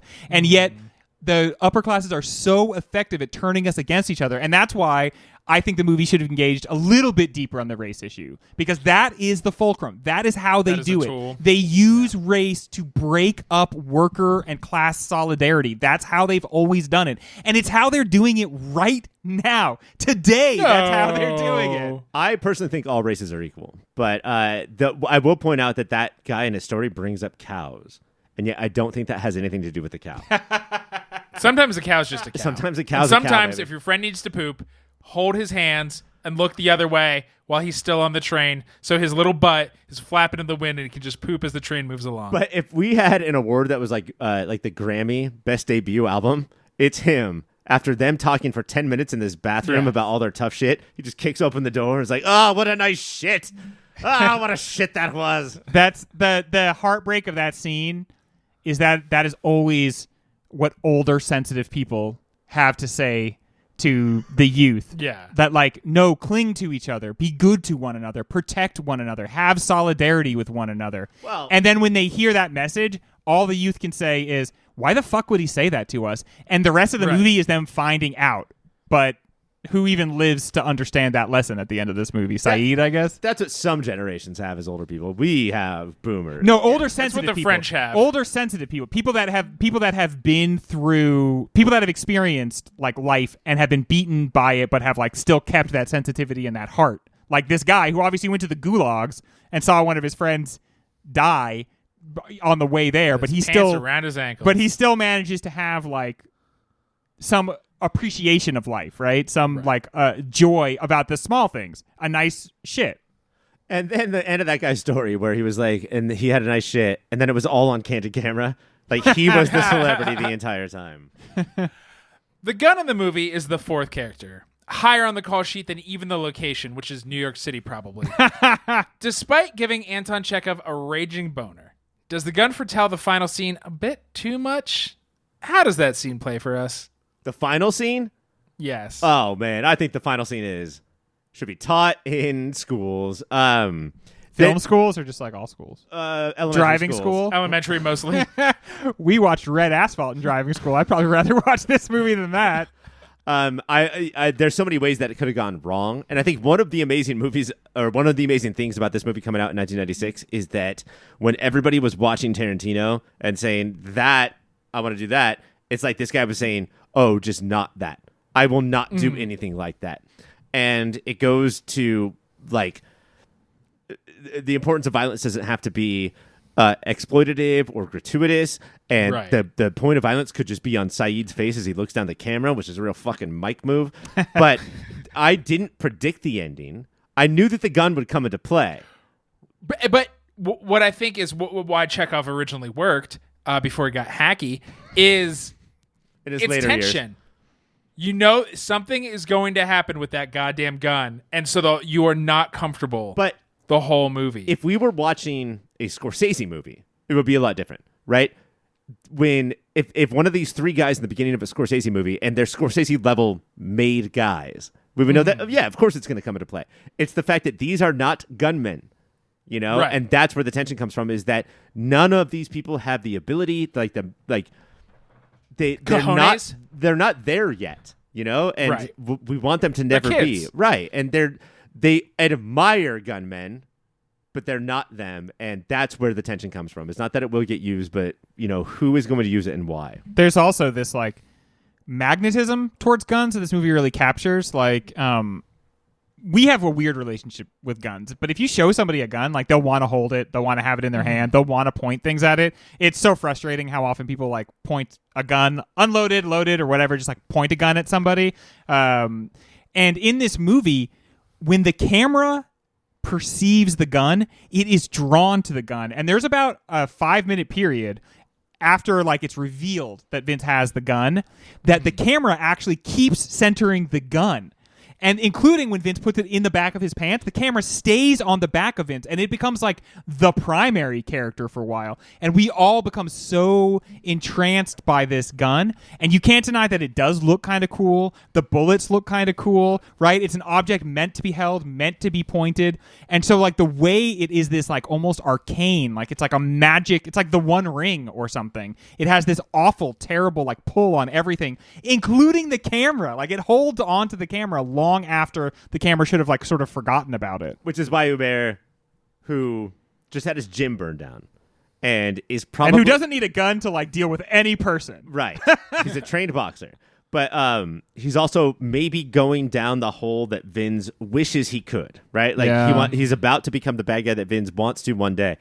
That's why like he just wants to live his day, not like a super peaceful day, not a legal day, but without that fucking gun. Yeah. Like that's not where we need the focus right now, because we're not those people. We are people. We're those people, but we're not those people, you know? Like we are, it sucks that we live here, but to add this element is unnecessary. It makes it suckier. And if we want to compare friends to people, Vinz is that gun. Like just hanging out with Vinz. Hubert and Saeed could have a perfectly fine day. One could buy a hot dog, another could steal a hot dog. Yeah. But like that would be it. But adding Vinz to your friend group is adding a gun to your friend group. And they know that. That's the hardest part of it is they know Vinz is going to get them into too much trouble because he does like the entire movie. God, we didn't even talk about the fucking art exhibit, but they crash an art exhibit thing, and they're rude to women, and they hog all the food, and then that's before they get to be asked out, and like they get drunk on free liquor. Yes. When they're asked to leave, they know it's because they look like this. Well, it was kind of because you were acting like shitheads, but also, and then nobody says shit to them.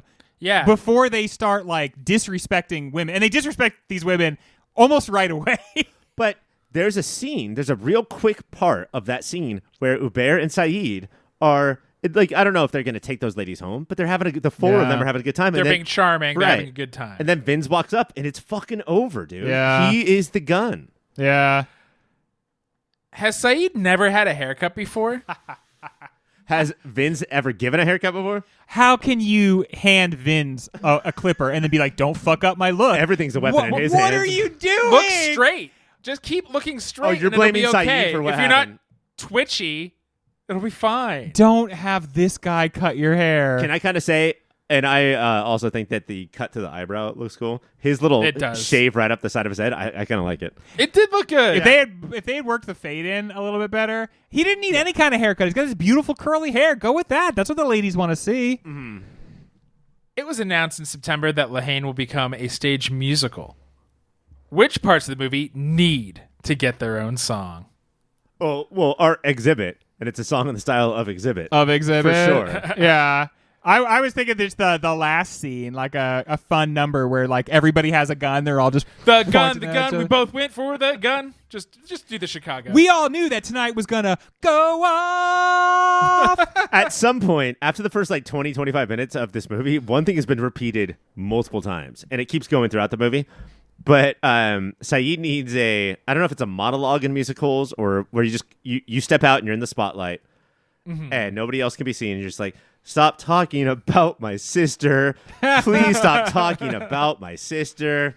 I know she's a smoke show, but she's all I got though. How many times did this movie remind you of our past before we picked up podcast mics and changed the world? It's weird that all three of us were born in France and we've lost the accents. Yeah. Well, you got Americans only respect themselves, so we have to try to sound like them. I'm an American. I do have to say there Well- have certainly been times where we've been the guys in the art exhibit. Probably not the disrespecting women, but like the just like a little bit too loud, a little bit too grabby. Disrespecting art. yeah, and like This picture sucks. honestly that people were like extending us kind of grace Yeah. and we were like Yeah. plowing through that grace. So I could definitely see that element. Did P.T. Anderson watch this before he made Boogie Nights?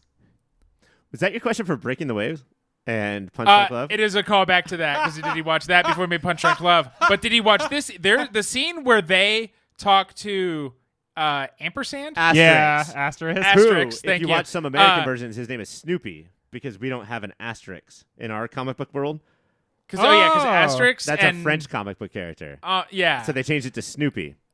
But he was given huge Doc Ock Yes. in Boogie Nights vibe. He was Hell Elbow yeah. for sure. He just didn't have that little kid throwing fireworks everywhere. He Yes. should have. But like that was our initiation to like that's in Paris proper, right? Like that's in the city. Yes. And he lives in a high rise.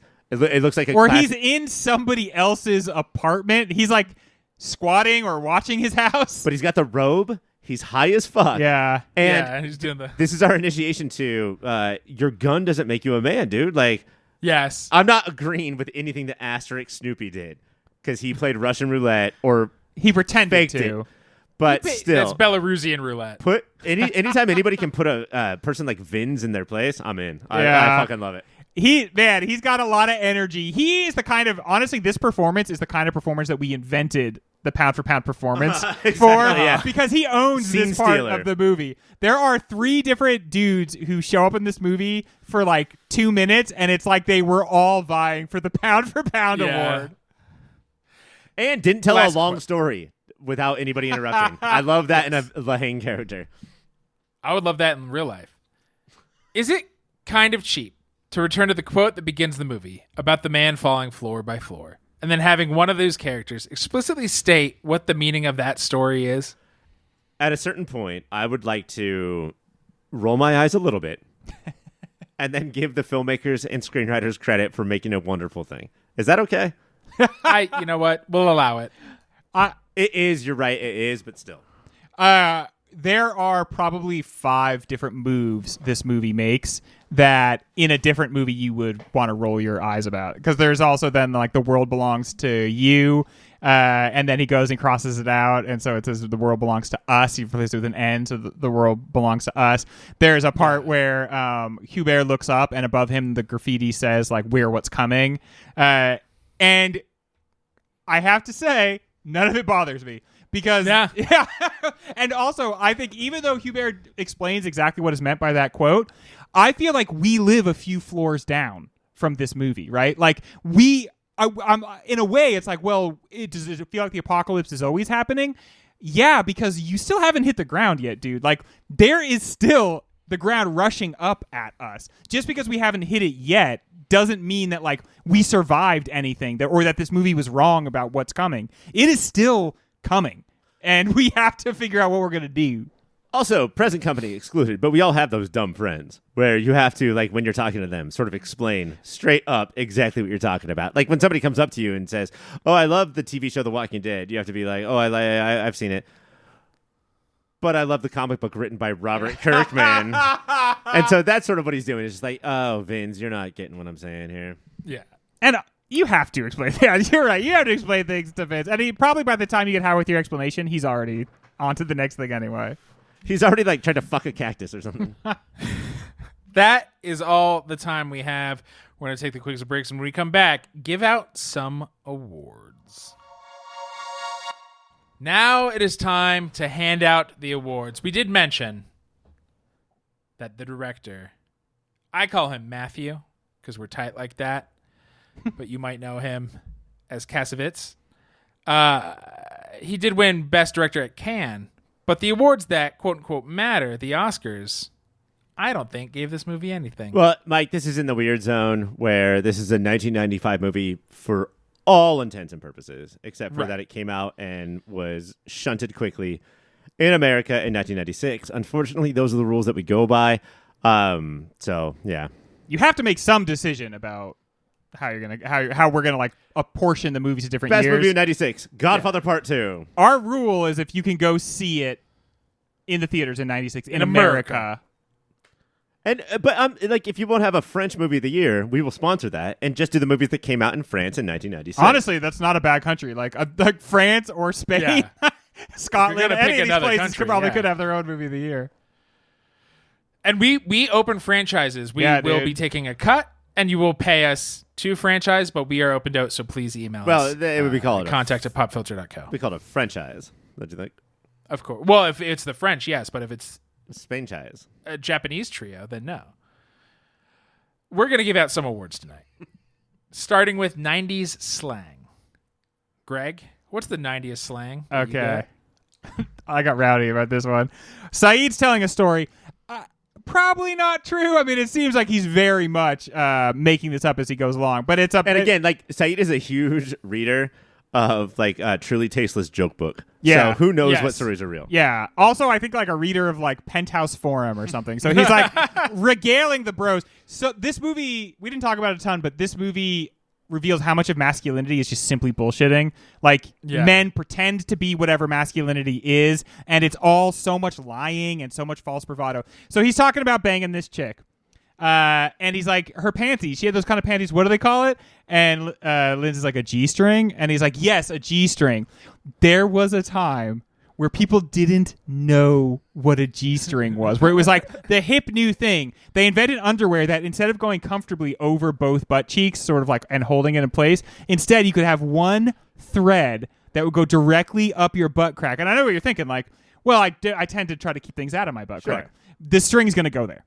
That's where it goes. No. What if you just pull it to the side? But it's not just like material, though. Like if either one of you were to put your two hands on my butt cheeks where underwear should go, it would be so comfortable. If you put your hand in the butt crack, I don't like it. No. I'm like, sure? your body always like, your body goes like up something's in the butt crack. Watch out. Like, it will always tell you about that. That's why the Death Star was so pissed off. Those fucking X-Wings went into the butt crack of the Death Star. And that's why, unlike the Death Star, I have one of those, like, grates that you put over your butt so that you can't just shoot something in there. Yeah, your Why wasn't there Death Star underwear? But G-string. The slang for that type of underwear. The birth of G-string reminds me of Will Ferrell in Old School when they're at the couples therapist. He's like, and what's she wearing? What if it's, I mean, it could be normal underwear or a thong, or what if there's some new thing that I've never even heard of before? Ryan, Yes. what is your 90s slang? This is towards the end. It's the Eiffel Tower moment where that's where we really reveal that this is not, finally, after 90 minutes, guys, this is not a movie. But somebody mentions that, I feel like I'm in a movie right now. And somebody says, yeah, you're in a movie, in a porno with your mom. Oh, shit. And it's a fucking double whammy because this is when your mama jokes were all the rage. Yeah. But to call it a porno. Like, Porno's I say so porn 90s. or pornography so much more these days than I say Porno? Yeah, dude, porno has not really survived That much is from not- that. Because it's it. goofy. It's great. Jerking off is Porno. not goofy. Oh, I think it is. I think it's such a great way. Porn, that's like too short, and it makes me think yeah. that something like derogatory is going on. Porno, that's just a good time, dude. I thought Greg had that locked, but then Porno. with your mom is definitely the 90s That's the slang. combo.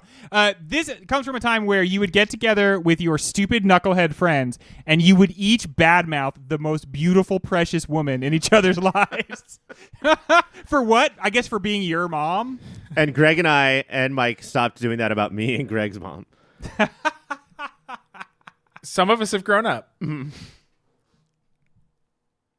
The musical moment of Haine, Ryan. Oh, man. Is what? I can't believe we didn't get to this in the main show, but, like, there's such a beautiful thing in this moment. Like, this is when, maybe the only time where Kassovitz is like, I'm going to show you how incredible this neighborhood can be.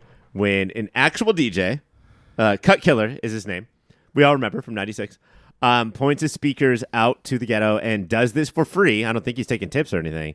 And has an old school wicka wicka wicka and switches off. Actually has to use the fader, the I know, crossfade. and like, Yeah. which I didn't even know about that part. Where like every time you go across, you got to hit that thing first. So sometimes you have to do it with your mouth, apparently. He's like down there doing it with his nose sometimes when he's on both the... Well, that's why he's doing it to the window for all the ladies out there. He is showing what he can See do what with I got both here? hands See and what I his can mouth. do? Hands, mouth, oh, the nose is getting involved. I don't know how much. Oh boy, I don't know how much non-diegetic music is in this movie. Is that right? Yeah. But for this one moment, we have KRS-One and Edith fucking Piaf mixed together. And we see, and this is like one of the times where like he's like, no, we're just gonna take a break from these boys, and we're gonna take a break from violence and poverty, and just show how awesome this world is. Damn, that's a good one. Greg, beat that. France, specifically in a way that I think in America we can't quite wrap our head around, has a very top-down approach to their culture and their language. They actually have a council that like decides what sort of words you're allowed to use, what actually counts as French and what doesn't. And the big fear that is in this movie that is never really quite realized is that France is becoming culturally different. And that the future is someone like Hubert. Or that the future is like this DJ. And so the DJ moment is probably what I would also pick, but I'll pick a secondary one. Because there's another what the DJ is showing us is that he is remixing this culture, that it is not something is being overwritten, it's that something new is being created, that a mix is coming in. Another time that this is done is where breakdancing, this is right before the cop gets shot by the shotgun, which by the way the cops take a lot better in this movie than you would expect. Like they are like, let's arrest these guys that shot us instead of like, let's gun all these people down. I do. Was there a GTA thing though where he didn't have a shotgun until he went to the backseat of the cop car where everyone Yes. gets their shotguns? But so there's like this breakdancing scene, and also in that moment you see like, wait, there is a vibrant culture here, and yes, it's new, but it's like, so what? It's evolving. It's becoming something different, something more beautiful. And then the way that is broken up by violence I think says everything about the movie, right? There is a new emergent culture here, and there's no need to sort of like put your foot on it. You can just like you can let it flourish. It is this new thing is coming. Your fear of that is grounded in that there is something new coming, but it's okay what's coming. It'll be just something different. Wouldn't it just be cool and interesting? Yeah, exactly. Like, and it will include like French music, French culture, but it will be inflected in these new ways.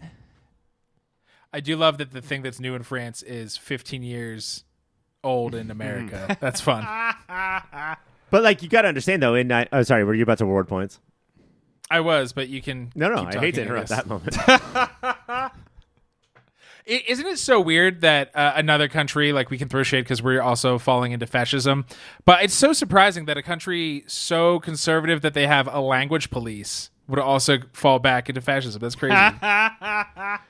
Both of these moments, I think, though, highlight what's going on all over the world. And that's why I can't believe Blondie's starring role in this episode. But that's why if you ask somebody where hip-hop came from, and if they say Blondie, you know that they're on the outside, because hip-hop is black culture for sure.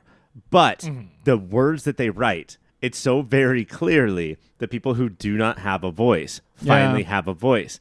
And so that's why, if you look at all the clothes they wear, I mean, these kids are dressed like Looney Tune characters that were on my T-shirts at this time. Like, hip-hop culture has taken over everything, and it's not just, it's a little bit, but it's not just about wanting to be black. It's about, we have our Bob Dylan. We have our fucking, like, folk music now is hip-hop. These are the people who are saying to us what we're, like, this is the voice of, like, fuck the police. I want diamonds, but I also want justice. I mean, Martin Luther King said that the riot is the voice of the unheard, right? And so if you take that, then like this movie is also highlighting the other voices, though, right? That the riot represents one voice of the unheard, but that there are these other like cultural hotbeds that are also expressing these people, but like we have to have ears to hear it. Both of your arguments for your scenes were so good and so thought out and so eloquent, but very early on, Vince dances to Eastern European music, so that fucking takes it. That is the music moment of this movie. What made you cringe, Greg? Oh man, the whole movie. So here's what I'm gonna go with. That interrogation scene is like a multi-level cringe experience because I feel bad for everybody that's really in the scene. That's like literally doing it together. I feel Finger bad. in the mouth is a real step. Yeah, and then I think what really makes me cringe though is we had this conversation earlier about whether cops can be good or can be bad, you know, if they're always bad. But there's a certain type of guy, and you see him in this scene, who is drawn to the police because it means you get to do violence. You get to do it. And the guy leading the interrogation is so clearly in love with violence. He's got that like sort of like sexual excitement around it. Almost like the job attracted this kind of personality to that job. Yeah, right? That like, because, you know, you can be, if you like violence, you could be the gangster if you want, or you could be the cop. But like they're both drawing from the same sort of like pool of people or whatever. But yeah, the entire scene and this guy's, I guess, the joy he experiences is really what made me cringe, because I think that like, I think there's a lot of truth to that. Ryan? Wee. He just wrote a very small slide. Oh, am I back on? Sorry. I was just cleaning my small slide. I cannot believe, this movie is like a perfect cringe level of it's all supposed to, except for Saeed at the very, very end, sees the world is owned by By Vu. Vu, which is the world is yours. The world is yours, and then he crosses out the V and then writes an N, so it says the world is ours. But V is very easy to just change to an N and not cross the V out, Saeed. And I don't might even read a little bit better. Yeah, like people will understand it more. I think that it was in black and white, but like he had the same color spray paint as what was painted on there, and he just didn't do it, and I cringed. A missed opportunity for sure. I'm gonna say I think the movie wanted us to cringe in that torture scene, so this one's gonna go to Graffiti. Is that my new nickname? Yeah, this is pretty dope, right? That's not bad. You've had worse nicknames. Better than Rafifi. actor, pound for pound performance, Ryan. Oh, God. Did we do Rex, by the way? No. We'll get there. Okay. Thank you. Sorry. Point to Greg. Cool. Point to Greg. Point to Greg. For listeners, Greg pointed to his head. I pointed to myself. Lovable scamp at mode Mike activated. and I loved it. Yeah, dude. That was like one of those things where as you're doing it, you're like, they're probably going to hate this. And you guys were just like, yay. It's like he we said both- he was going to do we it, giggled. and he did it. It's like we both had little slides and we slid right down them. I have to. I think that this part is so hard, and I have been watching this part my entire movie watching life, back to like early John Wayne, of what Vincent Cassel did with Vinz, of just like the toxic masculinity, or let me put it this way, the masculine role that no one is to believe to be cool. No one in the audience is to admire this, you know? And we talked about our Fight Club episode earlier, and if this is where they missed the mark, this is where they missed the mark, because Brad Pitt was just too fucking cool. Vinz puts that in his role of like, no, you're the fucking... the cops are the problem, and society is the problem, but are you the problem? And he makes the movie so much more complicated and perfect.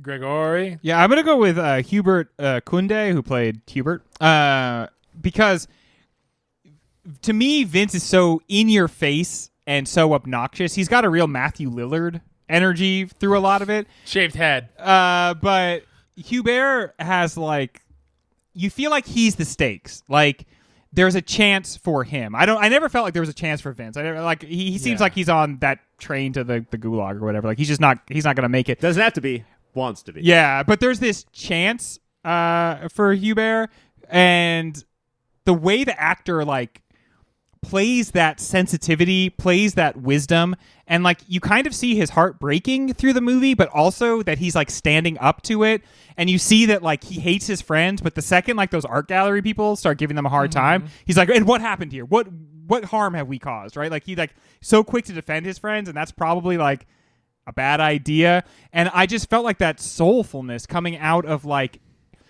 even when he's aggressive, there's like something about like heartbreaking about it. And you know, he's the biggest guy in the movie. He's the strongest guy in the movie. He like knocks cops out with one punch, and yet his soul is obviously like so multi-layered.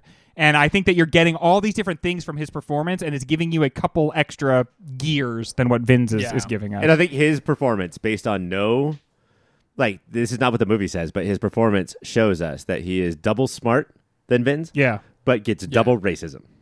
Yeah. So that's why he acts like that, you know? He's also like 3 times as wise. You know, I mean, like the idea that like they burned down your gym, and then they're like, how come you're not more upset? And he's like, I always knew it was going to burn down. And they say, and then so Vince says to him, so then what was the point? Well, dude, the truth is, and a lot of people that are Hubert's age don't know this, but the truth is everything you have, you're going to lose. They will take everything from you. And so if it doesn't make any sense to build up things anyway, then like, what are we doing? Where are we going? We have to build things, and yes, they will be torn down, and yes, they'll be taken from us, but you still have to build them. Do we think, just now, you saying that, is that why Vince did it? Is to light the fire that he thinks Hubert lost, to like cause a ruckus again? Oh, I always think that what Vince does is to bring you down Yeah. to his level. I mean, So like, we want to kill cops. I know Hubert could. He probably won't. So I'll burn it down and be like, you probably should kill those cops, right? honestly, I think that that's a great explanation, but I don't think it's his conscious explanation. I think he is, honestly, as much as he loves Hubert, I think he's deeply challenged by him. He realizes that like this guy's the real deal. This guy might escape. And so I think on some level, yeah, Mike, like he burns down what he has because he wants to be on that same, he wants him on that same suicide path, and he gets it, right? Vince gets exactly what he wants. Vince dies, and then probably Hubert dies. I mean, look how often Vince looks up to what he thinks of Hubert. Like, Right. well, you were in the Navy, so this and this and this. You were in prison, so this and this and this. I'm jealous of both of those things, you know? Like, all he wants to do is to be hard without doing any of the things to be hard. he does a lot of like You shadow won't even box. take a Hims pill. Man, And that brings us to our sponsor tonight. I've been seeing a lot of ads from Hims. They'll sell you all different types of snake oil, man. What do they know that I don't know about my body? That's your week. And finally, Director's signature moment. Moment. Moment. Greg. Okay. Here we go. Oh. So there is a simply stunning shot in between two scenes where suddenly we open and we're in a park. And you see like this big hippo slide, and it looks like all out of proportion to them because it's so huge. And we're kind of shooting up at the guys. And also we're shooting above them to a wall with a fence over it. And then a camera crew rolls up, and they're asking about the riot the night before. And they are obviously from out of the area, right? Hey, what are you, thugs? Yeah. Talk to us about your thuggery, right? And they are like arguing, the kids are arguing that they are not animals in a zoo. Mm-hmm. And they are standing in a pen that is surrounded by walls and a fence, and they're standing next to a hippo, and they're yelling up at people who are standing above them with a camera in a car, and they're saying like, we are not animals. And just like the cow thing, I think that so strongly the message is, you feel like you're not, but we are structuring you as that. And so you can say you're not animals if you want, but you are certainly in a zoo right now. And we are definitely outside the enclosure looking down on you. And we definitely want to put you on TV, not as human beings, but as really something to be observed. And does the reporter do something like, no, I'm an ally. I just want to talk to you. Basically, yeah. But we're still going to shoot it like this. Yeah. And so you come away, and at the very moment, you're like, you know what? These kids are like being treated like they're exhibits in a zoo. The movie does something that I think you have to forgive, which is they go, we're not animals in a zoo. And then as they're walking out, they're like, we're not animals in a zoo. They say it a second time. But everything else about the shot says, you feel like you're not that, but you're being transformed into that by the society. I watched this movie harder than anybody has ever watched it. Probably the best watcher of this movie of all time, and I didn't notice that. So, good job, guy. Thank you, Ryan. Don't say it's obvious, because then you make me feel stupid. Oh, I didn't mean that. I didn't mean to say that it was obvious. Anybody who didn't get it is a moron. I was waiting for Mike to say that. Ryan? Okay, so we've talked about how he pulls some moves, right? Like the dolly zoom of like them on the balcony, and he's going to go in and out with them at the same time. Just to the cool floatiness of that DJ scene that you were talking about. Yeah. He invented a drone in '96 to do that shot. It's not full Spike Lee. It's not like obviously here's my thing, but like he's got a couple of moves in him. Yeah. But I think that his most obvious move is his best, and that is the split diopter of somebody who is actually hard as fuck, saying, "I'm tired of being denied from this club. So what I'm going to do is I'm going to knock on the door again, and I'm going to put my gun in the little hole and shoot." That's half the screen. And then we get Vinz's actual, not his tough guy, I'm in the mirror, I'm taxi driver face, but his actual face of watching people get shot and fucking die. And that was the time that our director said, I'm going to pull out all the stops. It's important to see Vinz now, and watching him just like fucking wince like we would. And fucking, like fetal position. Like, I cannot believe that this is the life I chose, because now I'm actually watching it happen, was the perfect placement of this kind of obvious movie move. There are so many moments throughout this movie that made me so bummed this guy would only go to do Babylon AD. Yeah. And Gothica. Our favorite movie, Gothica. Can I ask you this, Mike? If you were to host... If you were to be in charge of either of the years that Gothica or Babylon AD came out, would they have a better chance of moving into the Sweet 16 now that we have seen Haine? Yes, for sure. I'll go down swinging for Gothica, a movie I know I at least saw. I remember nothing else about it. Greg, you made a fine, great argument that did get you points, but Ryan's, you said a word there to describe that camera move. That you got it. Split diopter. Split diopter.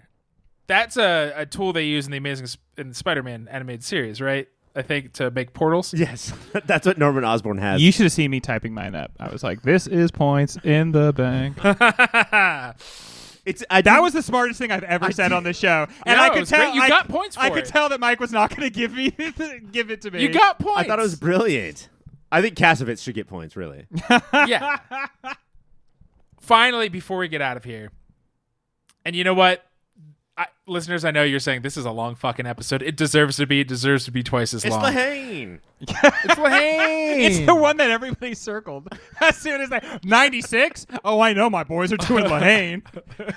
Well, if they've listened to us enough, Which I they know do was that. released in American theaters in the year 1996. The rules are that we accidentally delete an episode every season, and everyone gets to skip an episode every season.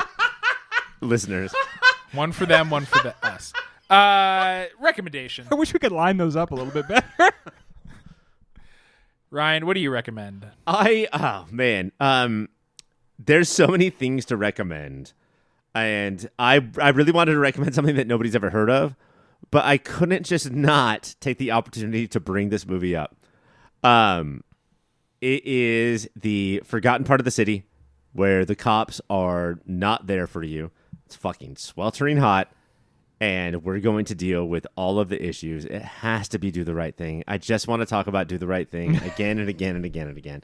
I know that everybody's seen it, but maybe take another time to see it. It is in my top 10 movies of all time.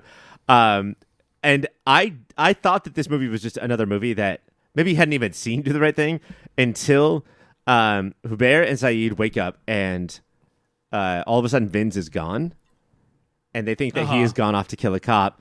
And what he's done, because they've just found out that Abdel has died, and they turn around and he's just gone. Right, and if you take Vinz by his word, which you should not, then he has gone off to kill a cop, and he is practicing shooting in a cop, but at like the exact same time structure that in Do the Right Thing, where the trash can flies through the window, that cop flies through the window. Like, it is just that whole thing of like, here's what it's like to live a life that you, movie viewer, do not live. And do not understand and frequently vote against. And it's in a different country.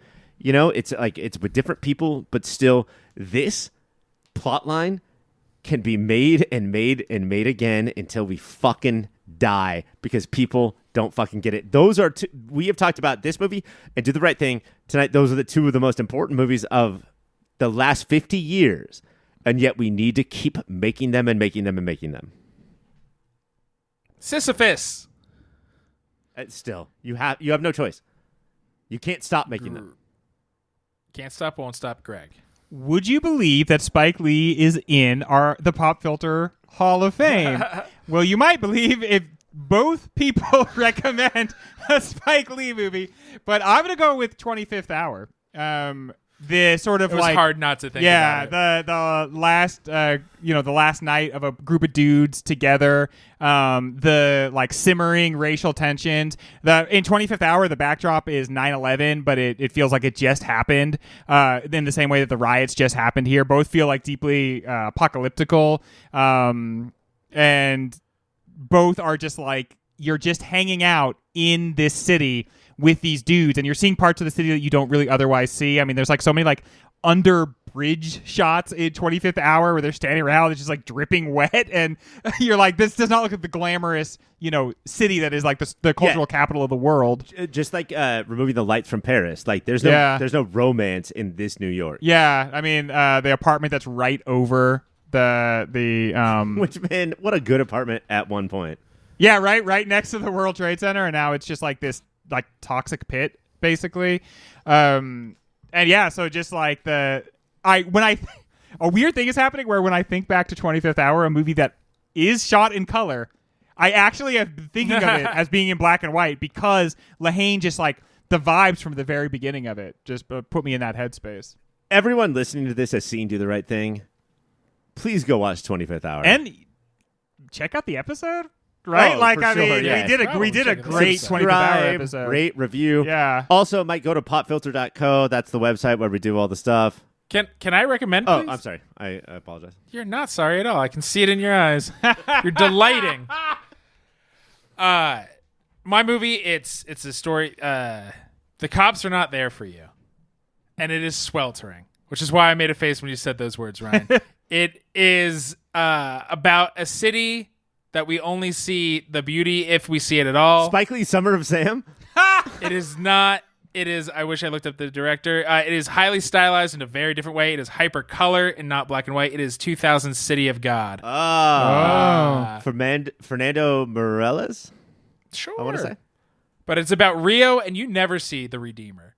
in. Right. I kept having to look up numerous times. After I watched La Haine, I went and found where I could also watch City of God, and then did that, and it was a hell of a night for old Mikey. It's one of those movies where, just in case you are like enjoying the drama, the soapy drama of the characters, there'll be like a drone shot where you see the entire neighborhood, and it's just houses on top of houses on top of poor on top of poor. Like Favelas, is that what they call them? The like tenements? Yeah.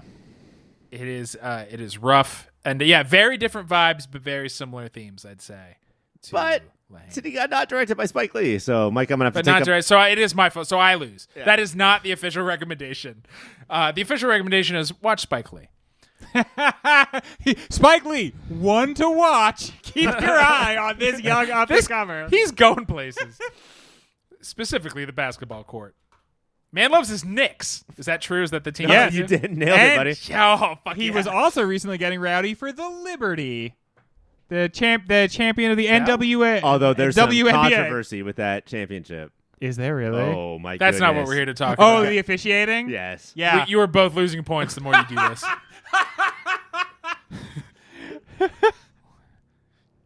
All right, Ryan, do you want to hear what you got? Yes, please. A whopping 64 points. That's so good that no one could beat it. That was a lot of points. He was busy over there giving points. Greg. Yes. 71 points. my Holy friend. shit! Booyah! This is a drubbing. It was a bit of a drubbing. I didn't know that as I was tracking. Yeah. But it was a drubbing. I- And so I'm sorry you didn't get the director thing you wanted to get. I'm but you sorry. fucking I won, was you just bitch. very excited about that. I noticed that I was going to lose when Greg constantly interrupted me and pushed my mouth together. Like he would like, do that thing where he's like, shh, shh, shh. Yeah. And then put his fingers in your mouth for some reason, which was Dude, not what okay. the hell? I did disconnect Ryan's mic several times during this show. How do we think, and I think we actually already said it, how do we think La Haine is going to do? I fucking think it's going to win. Dude, I don't know. There's a feeling you get sometimes you're watching the movie and you know, like you're like, oh, this is in the running. And I had that when we watched it. I would say halfway through the first segment, I could just, the energy amongst us, and we're the ones who decide, right? Like, it's the one to do? beat for sure. Yes. I wouldn't necessarily put it at the top of my list so far. I honestly love not Mars Attacks. That all I can say is that Mars Attacks will not win. I think this I is know one thing. Yeah. this is our 5th movie, I think. And I think that we have done 4 fucking I might be way higher on Larry Flint than you guys are. No, I mean, I think you're a liked little it, bit yeah. higher than I am, but like, it's in the running. That was great. I think yeah. that we have 4 fucking Stone Colds and Mars Attacks. I think that Scream is amongst the top 4. And Scream we'll see. ruled. Yeah. Definitely. I guess I agree with what you're saying. Like, I almost want to like undo the fact that Mars Attacks is part of it. Now, you hated it more than I did, but like, it's just like there's no way it could beat anything that we've done. no. We so can't far. watch all good movies all season. But like, and that's the guys. thing is that like, I'm glad that Mars Attacks got a show. Right? Yeah. I'm glad that we rewatched it, recontextualized it for Gen Z, and more importantly, Gen Alpha guys. They're coming up and they're gonna vote soon. Coming. Jen Ack. Give yourself a point, big guy. Is that anything? Yeah, that's something. You got it. That's a tweet. Tweet that out. But only one movie has not a fucking shot in hell. Yeah. But I agree with all of that. I just think you can sometimes judge how excited we are by a movie. Like, Yeah. and also, like, we didn't finish this in the same way that we didn't finish Breaking the Waves. Like, this movie has so many little odds and ends that you could talk about at such length. When we started talking about the music, like the musical moment, which is just Yeah. an award, I was like, why is this not a segment? Yeah. Every Yeah, award this- was like, why was this This not is a the Yeah. longest award segment because of this. This episode is longer than the fucking movie. Yeah. By a lot, too. By a lot. Rare. Did it. Rare. They turned in a 94-minute movie to us, and we did like a 2.5-hour episode about it. So next week, La Haine Part 2. La Haine Part 2. So until then, go up to your attic and or basement and bust out those toys.